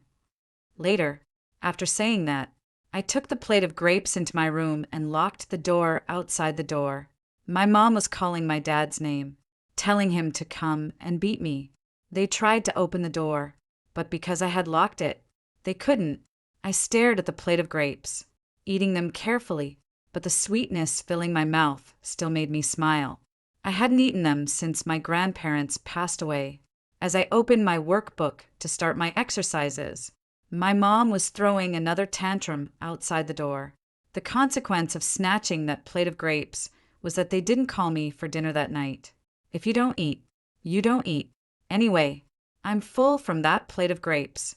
Tomorrow is the mock exam and I still need to focus on reviewing. In my previous life, I couldn't take the high school entrance exam. In this life, I'm going to work hard to get good grades. The next day when I went to school, I applied to live in the dormitory. My homeroom teacher knew about my family situation. So, when I suggested living at school, she quickly helped me apply. She patted my shoulder and told me to come to her if I needed anything. She looked at me as if she wanted to say something, but held back. I knew what she wanted to say, but I just told her that nothing would affect my studies now for more than a week after that. I lived at school, and my parents didn't contact me. I studied late into the night every day and woke up early in the morning with no time to think about anything else. I had originally thought I could continue like this quietly until my high school entrance exams were over, as my mom's due date was still over a month away. However, 20 days before my high school entrance exams, my mom was hospitalized. Apparently, her water suddenly broke, and due to her excessive weight and the baby being in an abnormal position, a natural birth was difficult, so she had to have a C-section. That night, she gave birth to a son via C-section, a big chubby boy weighing 8 pounds. However, the baby had one leg shorter than the other and a crooked mouth. My mother held the baby, crying and making a scene, accusing the doctor of incompetence, saying that all prenatal checkups were normal. So, how could she have given birth to a disabled child? My dad hit the doctor, yelling at him about whether he had tampered with his son, and the scene was chaotic. Even the hospital security couldn't restrain my dad. So, the hospital had to call the police. The police took my dad away, and only then did the farce come to an end. By the time I arrived at the hospital, my mom was throwing a tantrum at the nurse's station, sitting on the floor, holding her disabled son in her arms. She kept on cursing. "It's all you quacks' fault for doing this to my son. You need to compensate him. I'm telling you, if you don't cure my son, I'll see you and shut down your hospital." My mom kept crying and cursing suddenly. When she saw me in the crowd, my mom abruptly stood up and rushed over, holding her precious son with one arm and grabbing my hair with the other. "Tiffany, where did you run off to just now? Go scold these people. Look at your brother. It's all their fault." I pulled my hand away from my mom's, took a step back and pointed at her, scolding. "Mom, don't be too much. You ate something with pesticides. The doctor told you to have a C-section early, but you didn't listen, and now you're blaming them for what? Besides, didn't you drink the shaman's holy water? How? Come? My brother is still like this," I said calmly, but my mom was furious. "Tiffany, what nonsense are you spouting? What holy water? It's the doctors at this hospital who made my son like this. They have to compensate for the damages." My mom caused such a scene that the hospital didn't know what to do. Finally, security came, but she still sat on the floor, refusing to get up. The director directly showed her the waiver my mom had signed at the time. Although my mom isn't highly educated, she can still read, and I calmly said next to her, "Mom, this is in black and white. You signed it yourself. Even if you make a fuss or sue, they won't acknowledge it."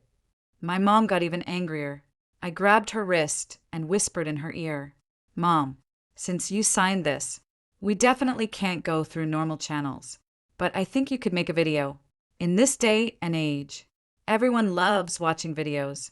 If you cry and complain in a live stream, you might even gain followers and get some unexpected money." My mom stared at me suspiciously while I suppressed the urge to smile. This was quite the big gift I was giving my mom later. I said I had something else to do and left. My mom actually wanted to stop me from leaving, but her eldest son in her arms kept crying incessantly. That night, I found out my mom had registered an account and started a live stream from the hospital ward, crying hysterically while holding her eldest son. I knew she would do that. After all, she both doted on her son and was greedy for money. I saw people in the live stream defending my mom, and because of that, she attracted a large number of followers by playing the victim. Many people sent her gifts, saying they wanted to help her son. My mom cried and complained while also blaming the hospital. Within just a few days, her followers exceeded 100,000. She tasted success and became even more reckless. After 3 days in the hospital, my mom was discharged. Although my dad hit someone, the hospital, perhaps out of pity, did not pursue charges against him for the assault. So after my mom signed the papers at the police station, my dad also came back. After my mom came home, my dad went to see the village shaman again. The shaman said that my brother would return to normal once he reached 1 month old and that he just hadn't opened up yet. Then they fed the newborn brother a bottle of so-called divine water. Both of them were deeply immersed in the shaman's lies, unable to extricate themselves. After my mom tasted the sweetness of live streaming, she even encouraged my dad to quit his job and join her in live streaming. I used a school computer to post a short video on a certain platform showing my mom drinking holy water in the hospital. Immediately, the internet exploded. Of course, the even more explosive news was yet to come. The hospital released my mom's sign disclaimer on its official website, along with medical proof that my mom had her stomach pumped due to pesticide ingestion some time ago, and even released a video of doctors and nurses persuading my mom to have a C-section early. Coupled with the video I posted of drinking the divine water, netizens instantly erupted. Meanwhile, my mother was immersed in the joy of earning money from live streaming, completely unaware that the entire internet was criticizing her at that moment that evening. During my mother's live stream, netizens flocked to the live room to condemn her actions for a while.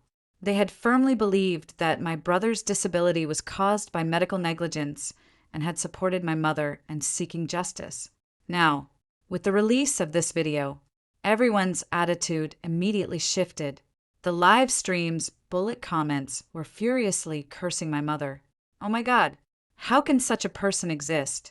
Does the streamer have no brain using a pesticide bottle to hold oil? Her child's disability is what she deserves. The hospital told you to have a C-section, but you refused, and now you're blaming them. You even signed a waiver, and you're still accusing the hospital. How disgusting. It's absolutely disgusting. Drinking some miracle water. Does she have any brains? Streamer, give us back the money we tipped you. My mom saw that something was wrong and quickly closed the live stream in a fright. Then she and my dad cursed the Netsons for being no good and cursed me for being no good, all while in their room listening to their curses. I locked the door tomorrow. I'm going back to school to focus on my exams. Let them handle their own affairs. The next morning, as I was preparing to leave for school, my mom stood at the doorway holding her son, blocking my way. She asked, "Tiffany, did you post that video? Did you tamper with it?" I sneered inwardly. They weren't completely stupid. Mom, at this point, what could I possibly tamper with? All I did was reveal the truth to the public. My mom heard this and suddenly rushed over to hit me, yelling, "Tiffany, I knew it was you. You little who did this. We're your parents. Are you doing this because you can't stand to see us make money? Mom, how can you say that? You make money, but you don't spend it on me. My tuition was left to me by my grandparents. I haven't eaten a single meal at home for years. You haven't raised me all these years. So, what does your money have to do with me? Besides, I just told the truth. What did I do wrong?" As my mom was about to hit me again, her eldest son in her arms started crying. I looked at his crooked face, smiled, and then left the house. This incident brought about a significant change. Some netizens went to the hospital to understand the situation, and after learning that my mother had indeed given birth to a disabled child because she wouldn't listen to advice, they all stopped sympathizing with her. Other nizens even came to our village to inquire, and those relatives who had been scolded by my parents now stood against them, accusing my parents of being inhumane and saying they were crazy, neglecting their own daughter just to have a son. With this irrefutable evidence, my parents were subjected to widespread condemnation online. The account with over 100,000 followers was also banned, and all the funds were frozen and could not be withdrawn, and I was buried in my writing in the classroom. In the high school entrance exam a little over 10 days later, I was going to show off my brilliant life, and thanks to the Netsons' reprimands, my parents quieted down for a few days, and I successfully took the high school entrance exam. After the high school entrance exam, I went home for a visit. They took my household registration book. Ever since I was born, they had transferred my household registration to my grandparents' names, and my father, in order to marry my mother back, then also transferred his household registration from his parents' names to my mother's family. I finished packing my luggage and saw my parents' half-opened bedroom door. Seeing them playing with their beloved son, I smiled helplessly. I moved into my grandparents' old house.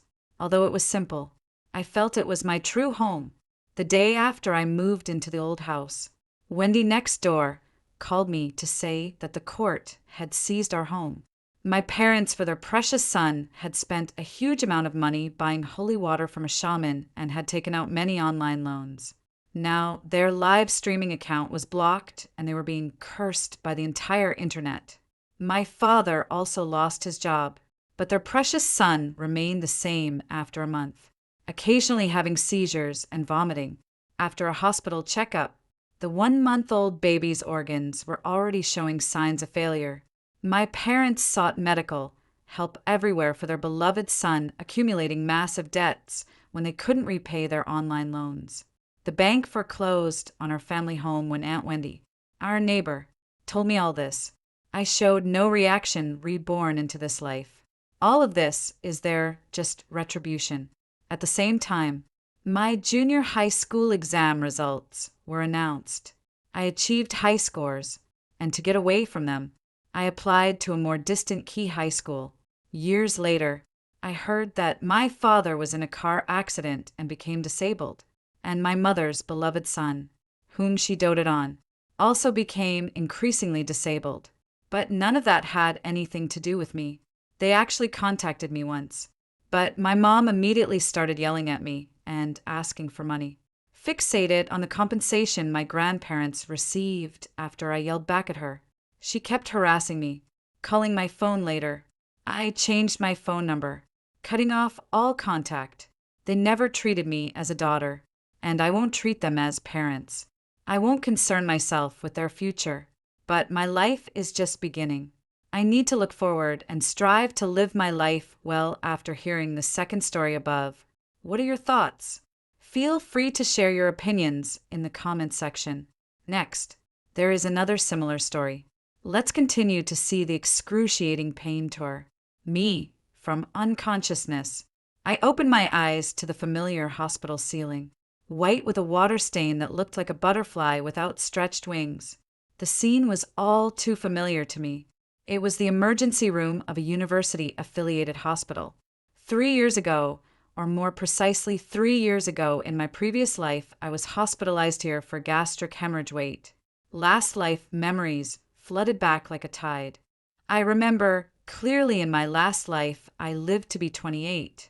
Watched Leo married his fifth. Jenny saw him cry at the wedding, saying I was the one he loved. And then that crazy woman rushed over and threw sulfuric acid on me. I died on the way to the hospital, and now I'm back. Back to 21. Back to the beginning of all tragedies. You're awake. The nurse walked in. Where's your boyfriend? Such severe stomach bleeding, and he's not even here. I glanced at the clock on the wall. September 15th, 2019. 9:00 p.m. If I remember correctly, Leo is currently at a bar with Lisa, an art student he just met. In his arms, that girl had plastic surgery to look like Jenny, and Leo would keep her like a pet for 3 months, then move on to the next one. He's busy, I heard myself say. The nurse pouted. What kind of boyfriend is that? Better not to have one. Yeah, it's better not to have it. It took me 7 years in my last life to understand this, and in this life, I won't make the same mistake again. My phone vibrated on the nightstand. I picked it up and saw a message from Leo sent 2 hours ago. Busy. Will come see you later. I sneered.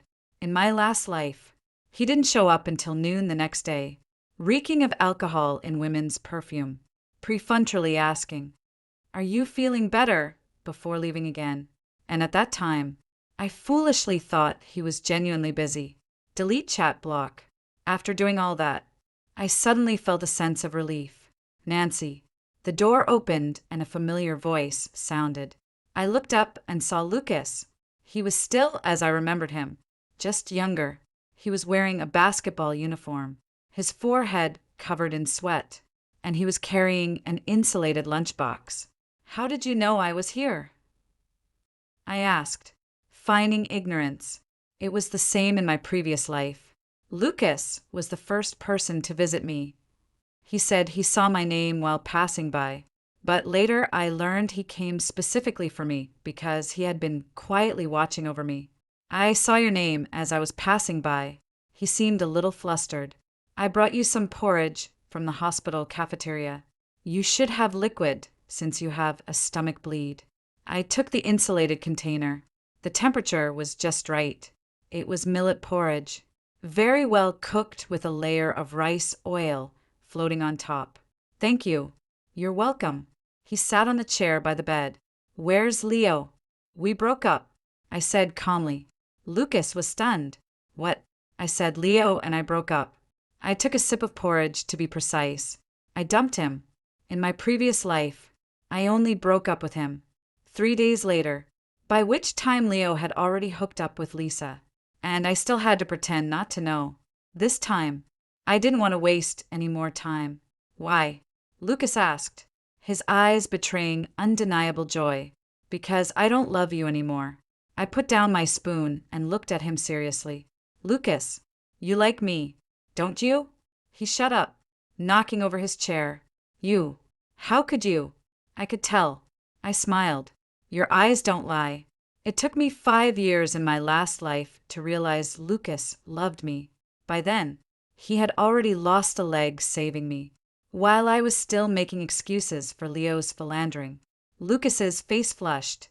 The 185 tall boy looked like a primary school student who had done something wrong. I'm sorry. I didn't mean to. I know you're Leo's girlfriend. I didn't want to break you two up. Lucas. I interrupted him. I told you Leo and I broke up, but no buts. I held up my hand. Give me your phone. He handed it over blankly. I typed in my number and saved it with a note. Future girlfriend Nancy. He looked at the phone screen in disbelief. Pursue me. Lucas, I said seriously. Pursue me openly and honestly. The next day at noon, Leo finally appeared just like in my previous life. When he pushed open the hospital room door, he reeked of alcohol. His shirt was wrinkled and there was a lipstick stain on his collar. Nancy, what do you mean? He demanded aggressively. Why did you block me? I was reading a book. One Lucas had brought that morning, saying it was his favorite novel. I didn't even look up. Literally. We're breaking up. Break up. Leo sneered. Nancy, stop messing around. I'm not messing around. I closed my book. Lao, we're over just because I didn't come to see you last night. He walked to the bed and looked down at me. Nancy, can you stop being so childish? It's not because of that. I took out my phone and pulled up a photo. It's because of this. In the photo, he was kissing Lisa in a bar booth. Lisa sent this to me in my last life to show off this life. I had someone take the picture in advance. Leo's face changed. Are you stalking me? No. Someone sent it to me. I put away my phone. Leo, you cheated. That doesn't count for anything. He got anxious. It's normal for men to fool around outside. Oh, normal. I nodded. Then I can normally dump you. Too. Nancy. He grabbed my wrist. His grip, surprisingly strong. You wouldn't dare. The door suddenly burst open, and Lucas rushed in, punching Leo in the face. Leo stumbled back a few steps, hitting the wall. Lucas, what the hell is wrong with you? Let her go. Lucas stood in front of me. Lo, try touching her again. What's it to you? Leo wiped the blood from the corner of his mouth. This is between me and my girlfriend, ex-girlfriend. Lucas corrected coldly. And from today on, NY's business is my business. Leo froze for a few seconds, then showed an incredulous expression. You, too. Yes, you're right, I said, sitting up in bed. Lucas and I are together now. We weren't actually together yet, but it felt good to annoy the scumbag. Leo lunged at me, trying to hit me. Lucas grabbed his fist, twisted his arm, and pinned him against the wall. Leo, you should be grateful this is a hospital. Otherwise, I'd make sure you ended up in a hospital bed. Too. Lucas, we've known each other for 15 years. Leo struggled. You're betraying me for a woman. Betrayal. Lucas sneered. Leo, you betrayed Nancy first. What do you take her for? Jenny Standen. Leo's body stiffened. You think I don't know? Lucas released him. Every girlfriend you've ever dated looks like Jenny. Nancy was the only exception. Do you know why? Because NY's family gave your family a big project. I interjected. Leo, I'm just a tool for you to gain benefits. Nothing more. This was the truth. I only learned later in my previous life. The Green family's company was on the verge of bankruptcy, and my dad used his connections to secure a big project for them on the condition that Leo would date me. Leo's face turned pale. You know everything. I know everything. I sneered, including the 5,000,000 your mom took from my dad. Enough. Leo snapped, enraged. Nancy without me. You're nothing at a university. Then we'll see about that. Leo slammed the door and left. Lucas looked at me worriedly. Are you okay? Does your wrist hurt? I looked at his nervous expression and my heart warmed in my previous life. He was the same, always putting me first. Lucas, let's really be together. What? He was stunned. I'm serious. I took his hand. Give me a chance and give yourself a chance. 2. The day I was discharged from the hospital, Lisa came. She wore exquisite makeup, a limited edition Chanel outfit, and carried a new Hermes bag. She had boasted to me in my previous life that Leo had given her all of these. Senior, she smiled sweetly. I heard you. And Leo broke up. That's right, I said, packing my things. Congratulations on becoming official, she paused, probably not expecting me to be so direct. You're so generous. Senior. She took a step closer, but Leo said, You're just throwing a tantrum and he'll still coax you back. Is that so? I stopped what I was doing. Lisa, do you know why you're able to get close to Leo? Because Leo likes me. No. I took out my phone and pulled up a photo. Because you look like this person. The photo was of Jenny, pure and captivating with an ethereal aura. Lisa's expression changed. Who is this? Jenny. Leo's first love. I put my phone away.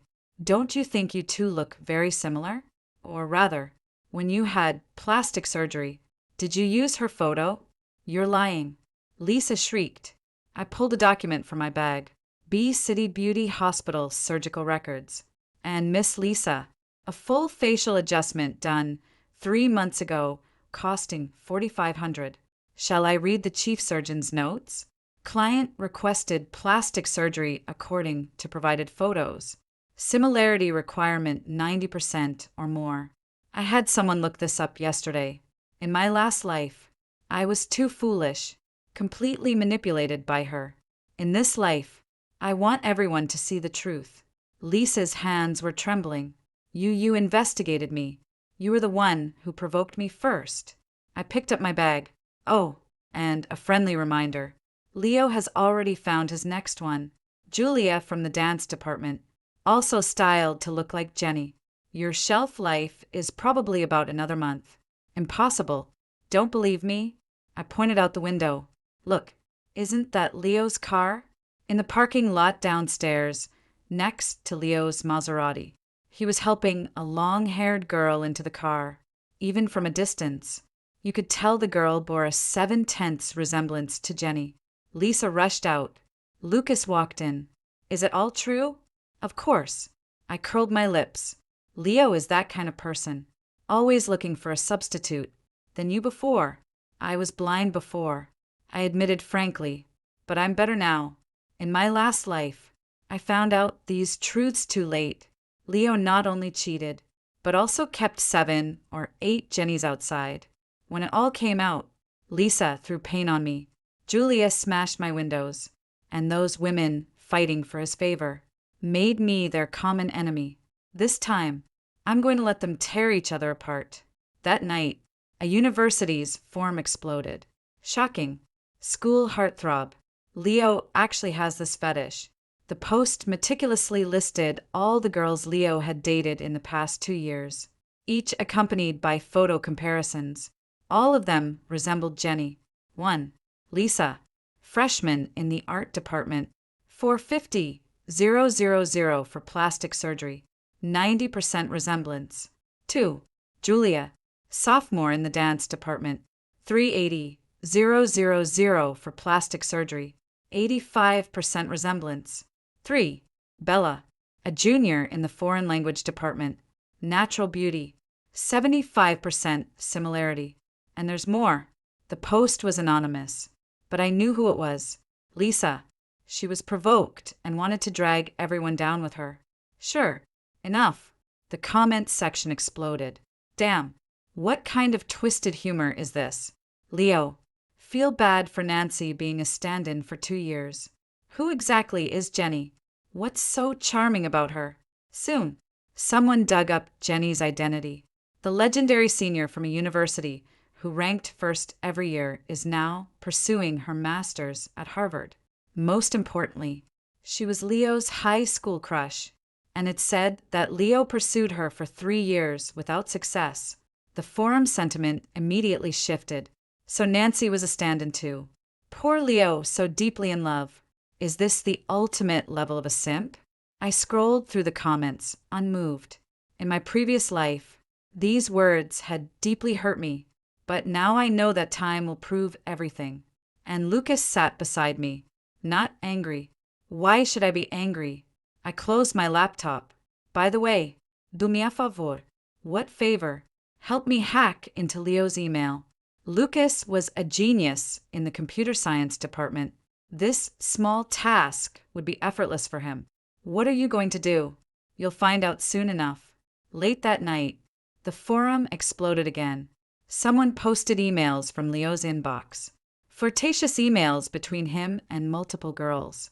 The most explosive of which was evidence that he was simultaneously timing 3 girls. Even more terrifying, the emails also contained his evaluations of these girls. Lisa, good skills but demands too much. Julia, best figure, but not very smart. Bella, most like Jenny, but too dramatic. The forum completely exploded. Those girls went crazy and started tearing into each other on the forum. Lisa, you home wrecker. Julia, you're the home wrecker. You're both? I turned off my computer and went to sleep feeling pleased. Doggy Doger and teeth. A week later, the rail owner returned. Jenny ended her exchange early and came back to a university. I saw this legendary woman for the first time in the library. She was indeed beautiful, with a hint of nobility in her purity and an outstanding temperament. No wonder Leo couldn't forget her. No wonder so many girls wanted to get plastic surgery to look like her. Are you Nancy? She asked, walking over to me. Yes, let's talk. In the cafe, Jenny elegantly stirred her coffee. I heard you and Leo broke up.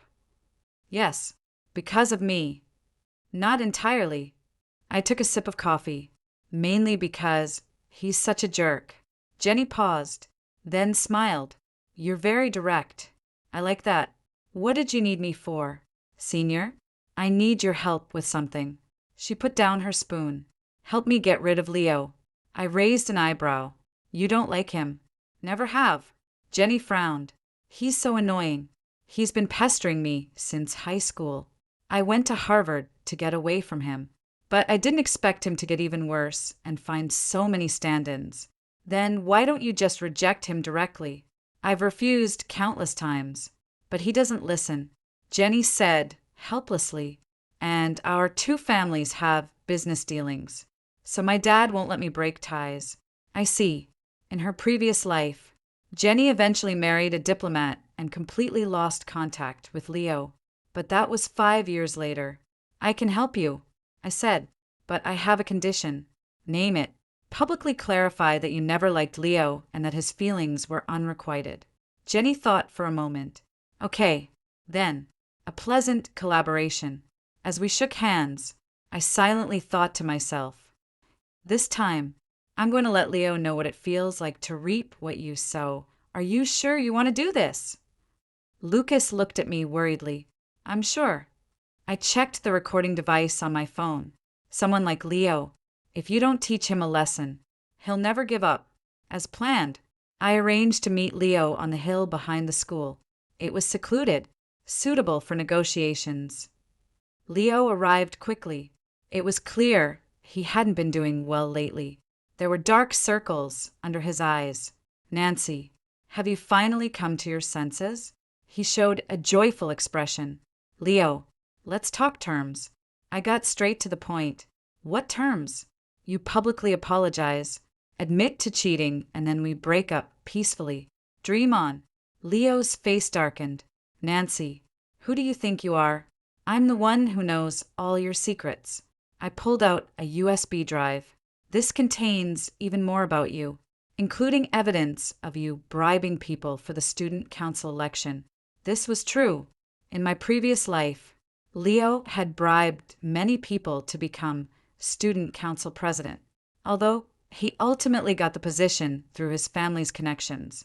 These dark secrets were enough to ruin his reputation. Leo's expression changed.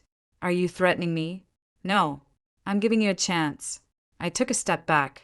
Leo, it's better for everyone if you act with some dignity. Nancy.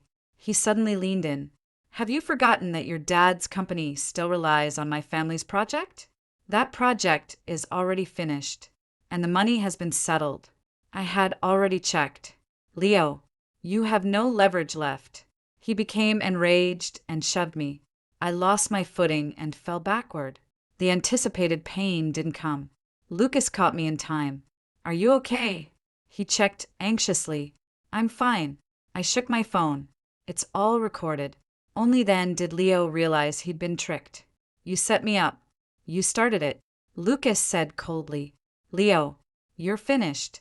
Just then, Jenny appeared with a group of people, all campus media reporters. Senior Leo pushed someone. Isn't this an act of violence? Should we report it to the school? Leo completely panicked. Jenny, what are you doing here? Jenny looked at him coldly. Leo, I came to tell you something. What is it? Hope flickered in Leo's eyes. I have never liked you. Not before. Not now. And certainly not in the future. Jenny said, word for word. Your pursuit of me is nothing but harassment. And those stand-ins disgust me. Please don't bother me again. After speaking, she looked at the reporters. Did you all record that? Go ahead and publish it. Leo was struck by lightning. His entire body frozen. No, impossible. He murmured. Jenny, I was so good to you. Good. Jenny sneered. Sleeping with a bunch of women who look like me. You call that good to me? Leo, you make me sick. The video quickly spread across the internet. Hashtag Leo pushes someone. Hashtag a hashtag Jenny publicly rejects Leo. Hashtag a hashtag on university heartthrob's image crumbles. Hashtag Leo became the laughingstock of the entire school. But the Green family wouldn't just give up like that. The next day, Leo's mother, Rose, came knocking the well. Preserved, noble woman had a cold look in her eyes. 5 million. She got straight to the point. Leave a university and never appear before Leo again. Aunt Rose. I smiled. The video of your son pushing someone has been seen by everyone online. So what? Rose sneered. Little girl, do you think you're something special just because Lucas is backing you? No, I rely on myself. I took out my phone.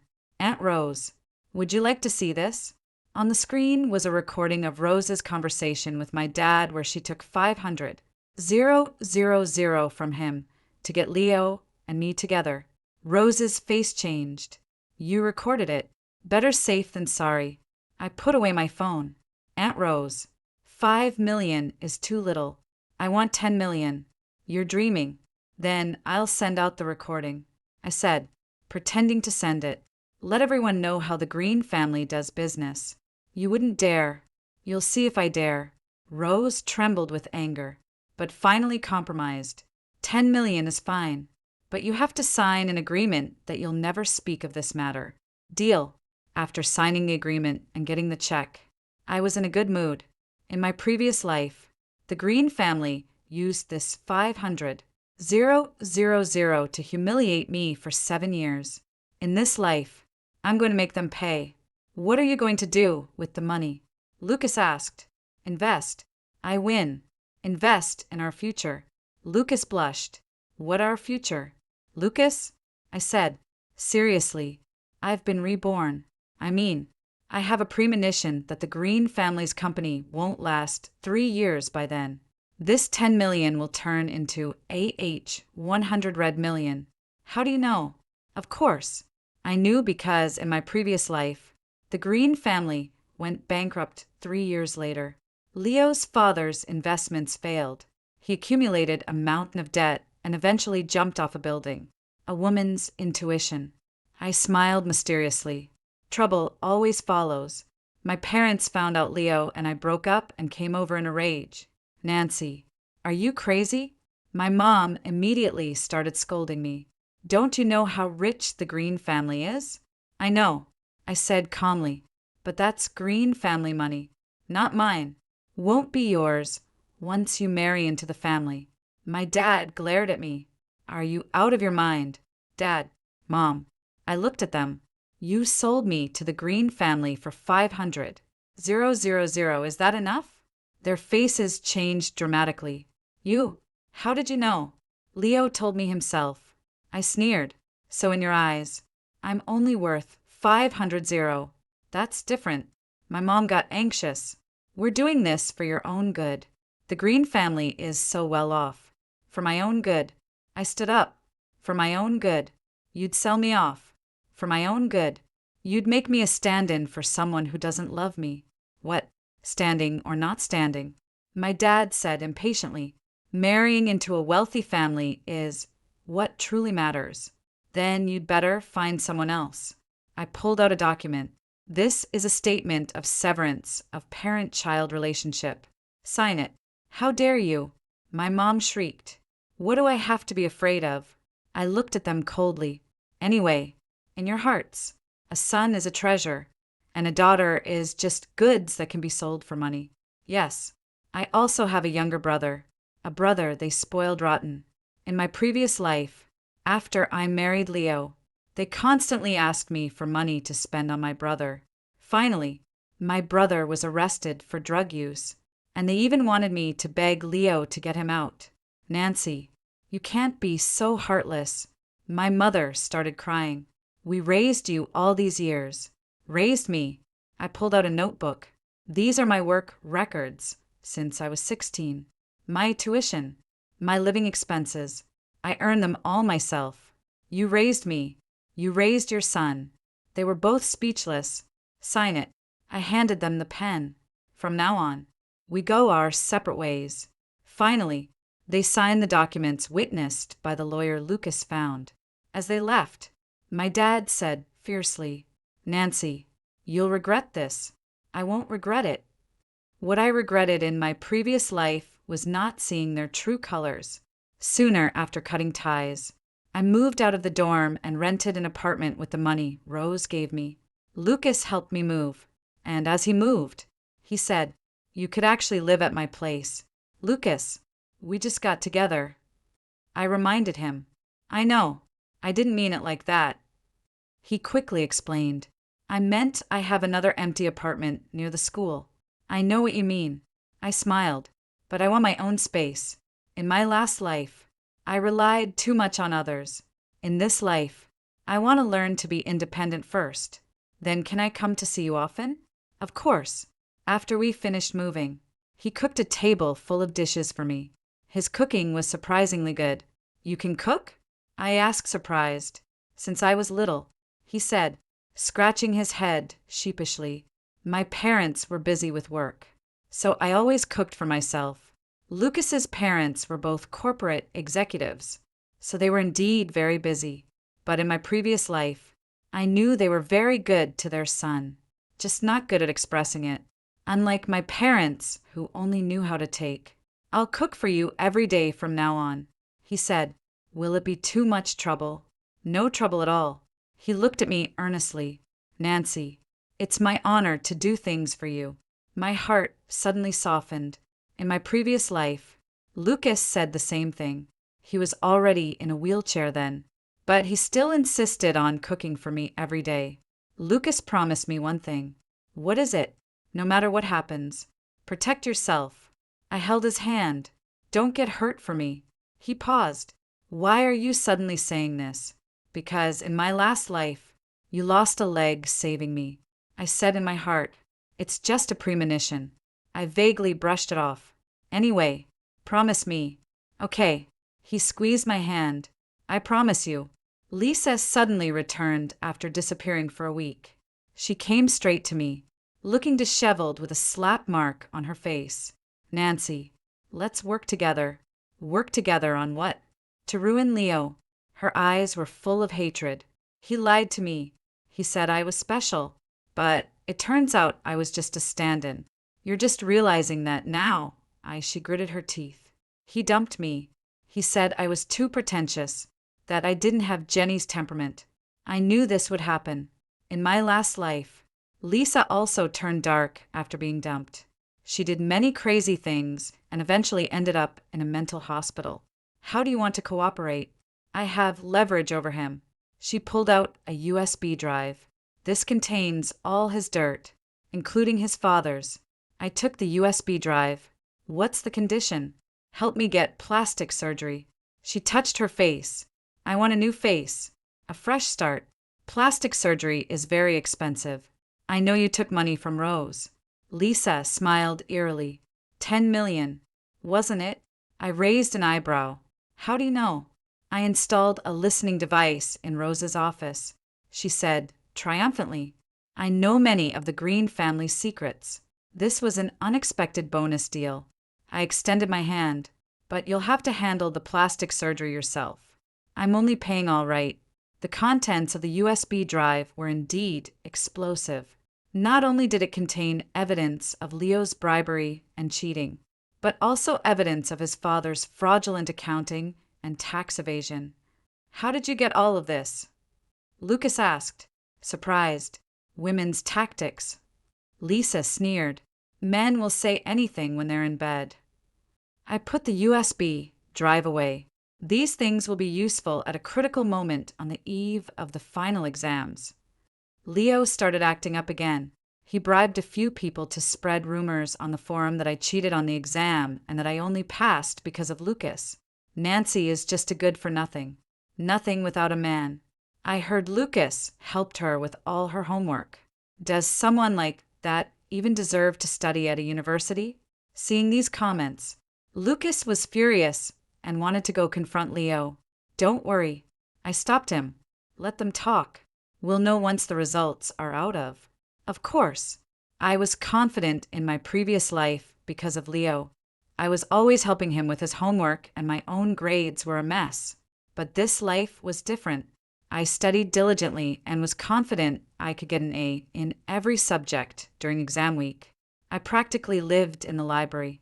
Lucas brought me food every day and quietly kept me company. You don't have to stay with me all the time. I said, I want to stay with you. He flipped through his book. Besides, you look beautiful when you're serious. I couldn't help but laugh. Lucas, with your level of sweet talk, how did you ever win me over? Sincerity, he said earnestly. Every word I've said to you is from the heart. My heart softened again. After the exam, I specifically requested that the grades be made public. When the grade sheet was posted, the entire form went silent. Nancy first in her major, a plus in every subject. As for Leo, he failed 3 out of 5 subjects. Foot and mouth. Who said Nancy was a good for nothing? Leo is the real academic slacker, isn't he? I took screenshots and saved them. Then it mentioned the people who had spread rumors earlier. Spreading rumors carries legal responsibility. A lawyer's letter has been sent. Please check your inbox. Lucas gave a thumbs up from the side. Amazing. My girlfriend. That's right. I proudly lifted my chin. Your girlfriend is a top student. Leo, who had failed his exams, completely lost it. He started drinking heavily, gambling, and even doing drugs. Someone filmed him acting crazy in a bar, hugging a strange woman, and calling out Jenny's name. How pathetic. Tormented by love. Pathetic. He deserves it. I heard the Green family is going bankrupt. The last one is true. I found out through Lucas that Leo's father's company's capital chain was broken and several major projects fell through, and the tax bureau has already started investigating them. Those pieces of evidence. I reported anonymously. Rose came again, this time not to threaten, but to plead. Nancy, please let our family go, she said, tears streaming down her face. Leo is already like this. Do you still want to wipe us out? Aunt Rose, I said calmly, it's not that I won't let you go. It's what you brought upon yourselves. Tax evasion, bribing officials. These are all things you did yourselves, aren't they? But you're the one who reported it. The evidence is conclusive. It doesn't matter who reported it. I stood up and rose. Instead of begging me, you should hire a good lawyer. When she left, Leo appeared. He was emaciated, his eyes unfocused. clearly having taken drugs. Nancy. He knelt before me. Please, please save my family. Leo, do you remember what you said? I looked down at him. You said, without you, I am nothing. Now look who is nothing. I was wrong. I was really wrong. He hugged my leg. Nancy, for the sake of our 2 years together. Affection. I shook him off. Leo, there was never any affection between us. Only a transaction. Lucas dragged him out. From then on, Leo completely vanished from my world after the Green family went bankrupt. Jenny found me. Thank you, she said. Thank me for what? Thank you for helping me get rid of the trouble that was Leo. She smiled. Actually, I've always wanted to get rid of him.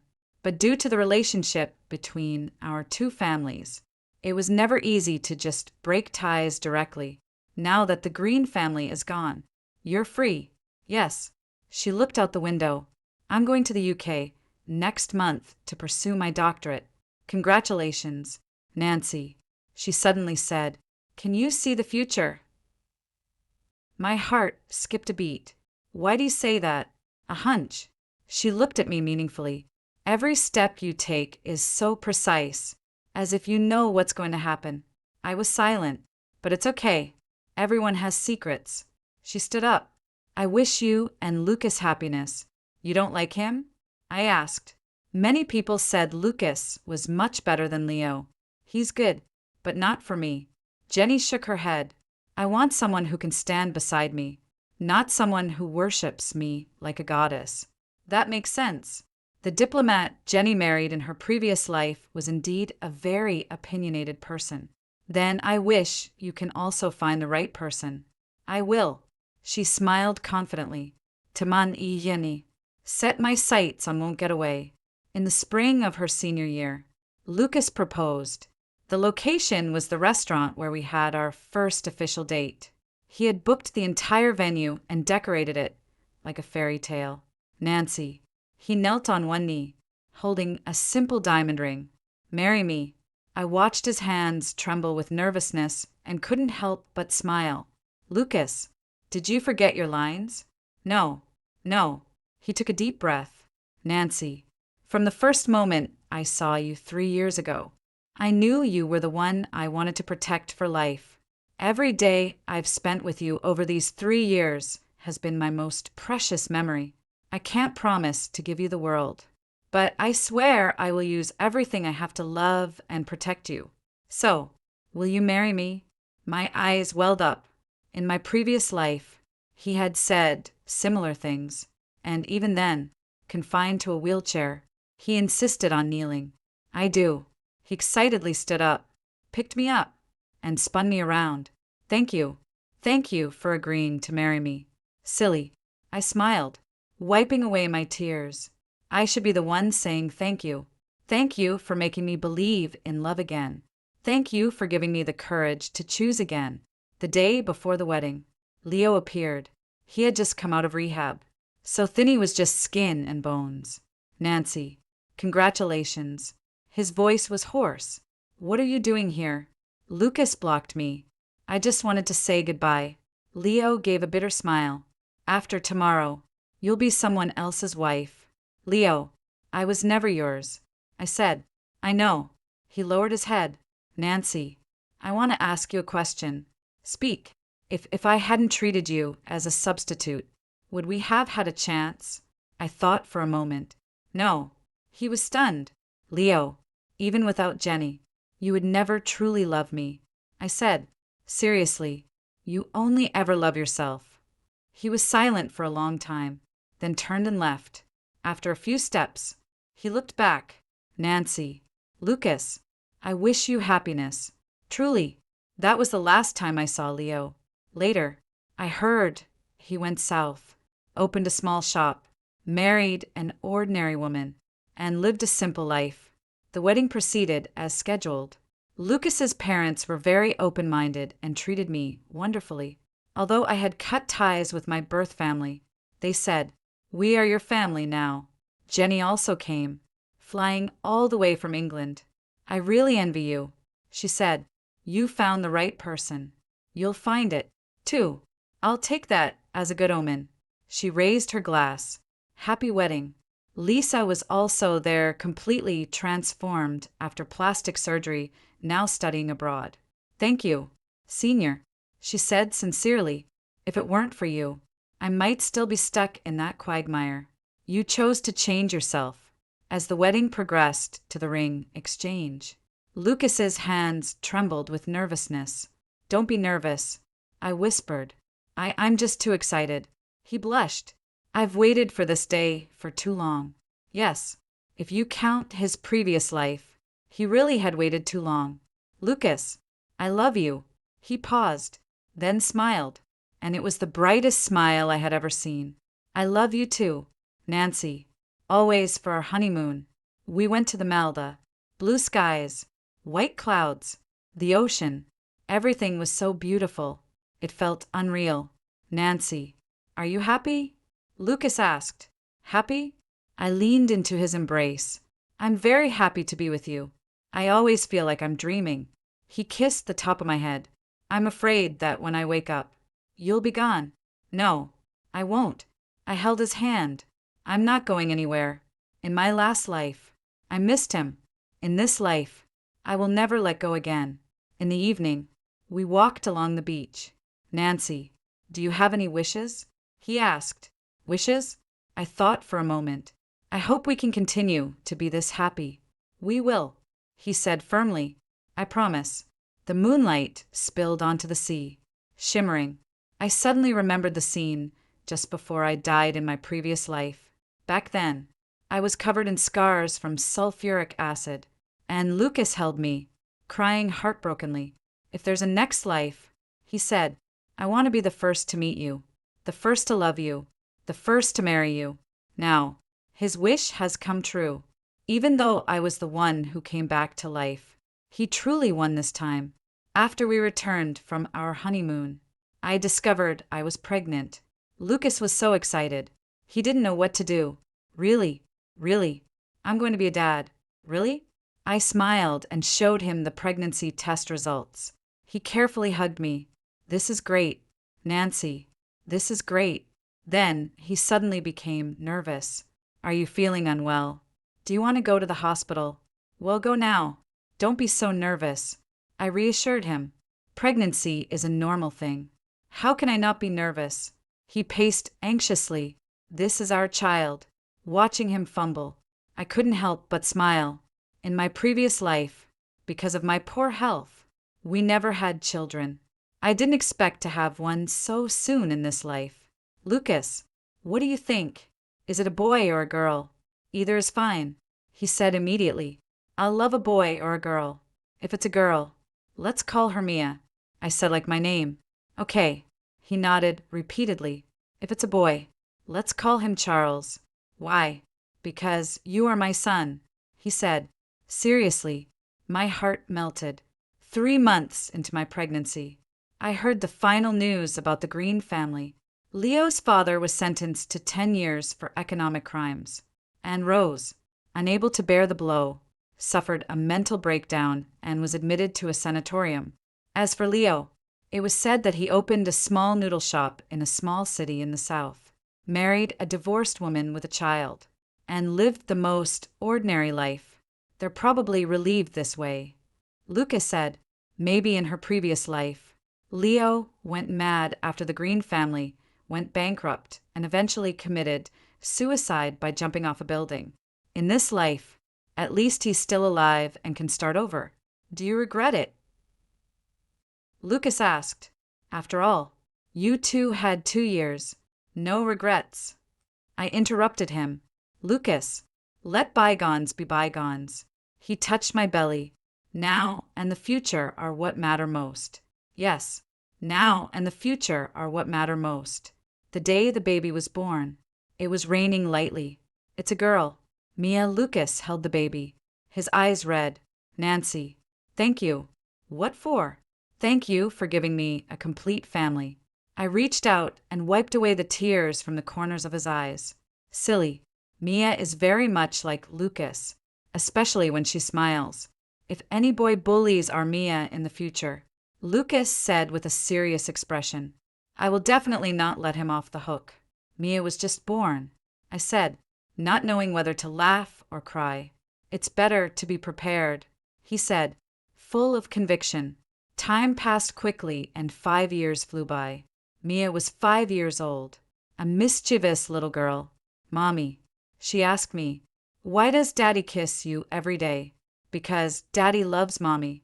Then I love Mommy, too. I want kisses, too. She stood on her tiptoes and kissed my cheek. Lucas got jealous.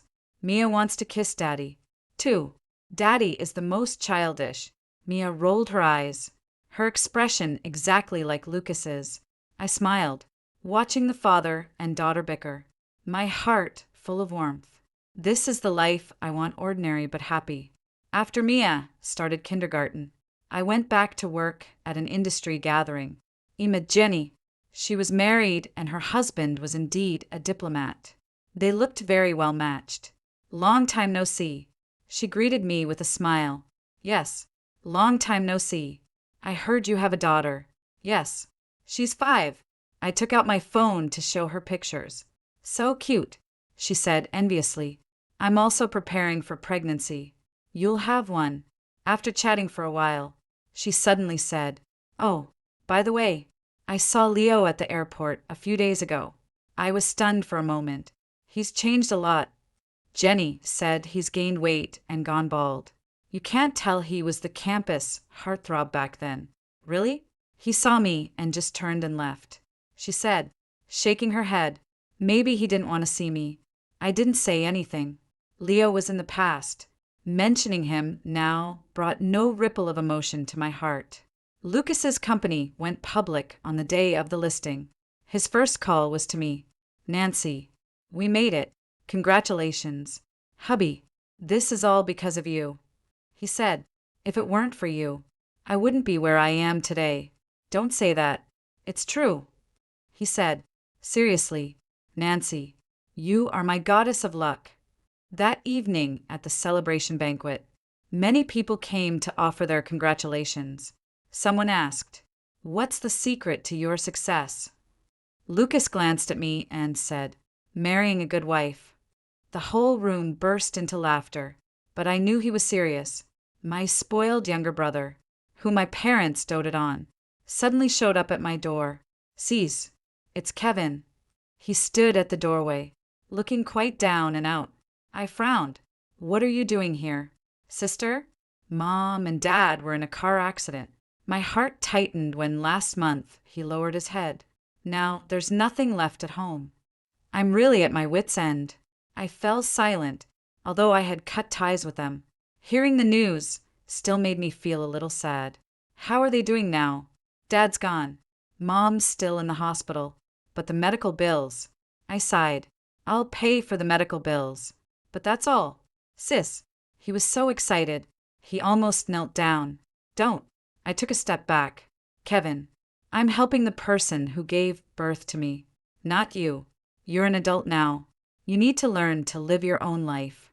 In the end, I paid the medical bills, but I didn't get involved in anything else. Lucas supported my decision. You did the right thing. Helping is a kindness. Not helping is your right. My mom woke up, but her lower body was paralyzed. I went to the hospital to see her. She had aged a lot and her hair was completely white. Nancy. She cried. Mommy is sorry. I remained silent. Mom shouldn't have taken money from the Green family back then. Shouldn't have treated you like a commodity. She sobbed, gasping for breath. Mom ruined you. What's past is past. I said, Mom, focus on getting better. Can you forgive Mom? I thought for a moment. I don't hate you anymore. But we can't go back to how things were. She burst into tears. Walking out of the hospital, I felt a sense of relief. Some hurts cannot be erased with a simple apology. But letting go of the hatred is better for everyone. Mom, what is happiness? Mia asked me. Happiness is, I thought for a moment, being with the people you love. Then I'm the happiest, she said cheerfully, because I have a mommy and a daddy. Lucas picked her up. Mommy and Daddy are the happiest, too, because we have Mia. Yes, This is happiness. Simple yet precious. Nancy Lucas suddenly said, I love you. I know. I want to tell you every day. Okay, outside the window. The sun was just right and the years were peaceful. If rebirth was a gift from heaven, then meeting Lucas was the greatest fortune of my life. 10 years later, Mia was 15, a graceful young woman. Mom, she said, our school has an assignment to write a family history.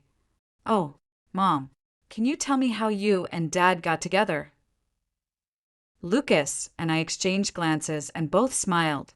It's a long story. I said, I have all the time in the world. Mia said, seriously, pulling out her notebook. It all started when your mother was 21. Lucas began to recount. Of course, he omitted the unpleasant parts, only mentioning the good ones. Wow, Dad is so romantic. Mia's eyes sparkled. Indeed, Lucas beamed proudly. Mom, Mia suddenly asked, do you have any regrets? Regret what? Regretting meeting Dad too late. I paused for a moment, then shook my head. Not late. Just right. Yes, just right. If I hadn't been reborn, if I hadn't gone through all that, I wouldn't have learned to cherish things, wouldn't have grown into the person I am today. Everything is for the best. Mia, I stroked her head. Remember, there are no ifs in life, only outcomes and consequences. What do you mean? It means once you've made a choice, don't regret it. You have to be responsible for your own choices. Oh, she seemed to understand, yet not quite. And Lucas added, when you encounter a scumbag, get away from them early. Dad, how do you know what a scumbag looks like? Because he glanced at me. Your mom taught me. We all laughed.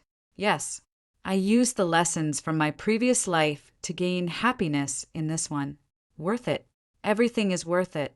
After hearing the stories above, what are your thoughts? Feel free to share your opinions in the comments section. Looking forward to hearing from you. If you liked this story, don't forget to like it, share it, and subscribe to my channel. See you next time.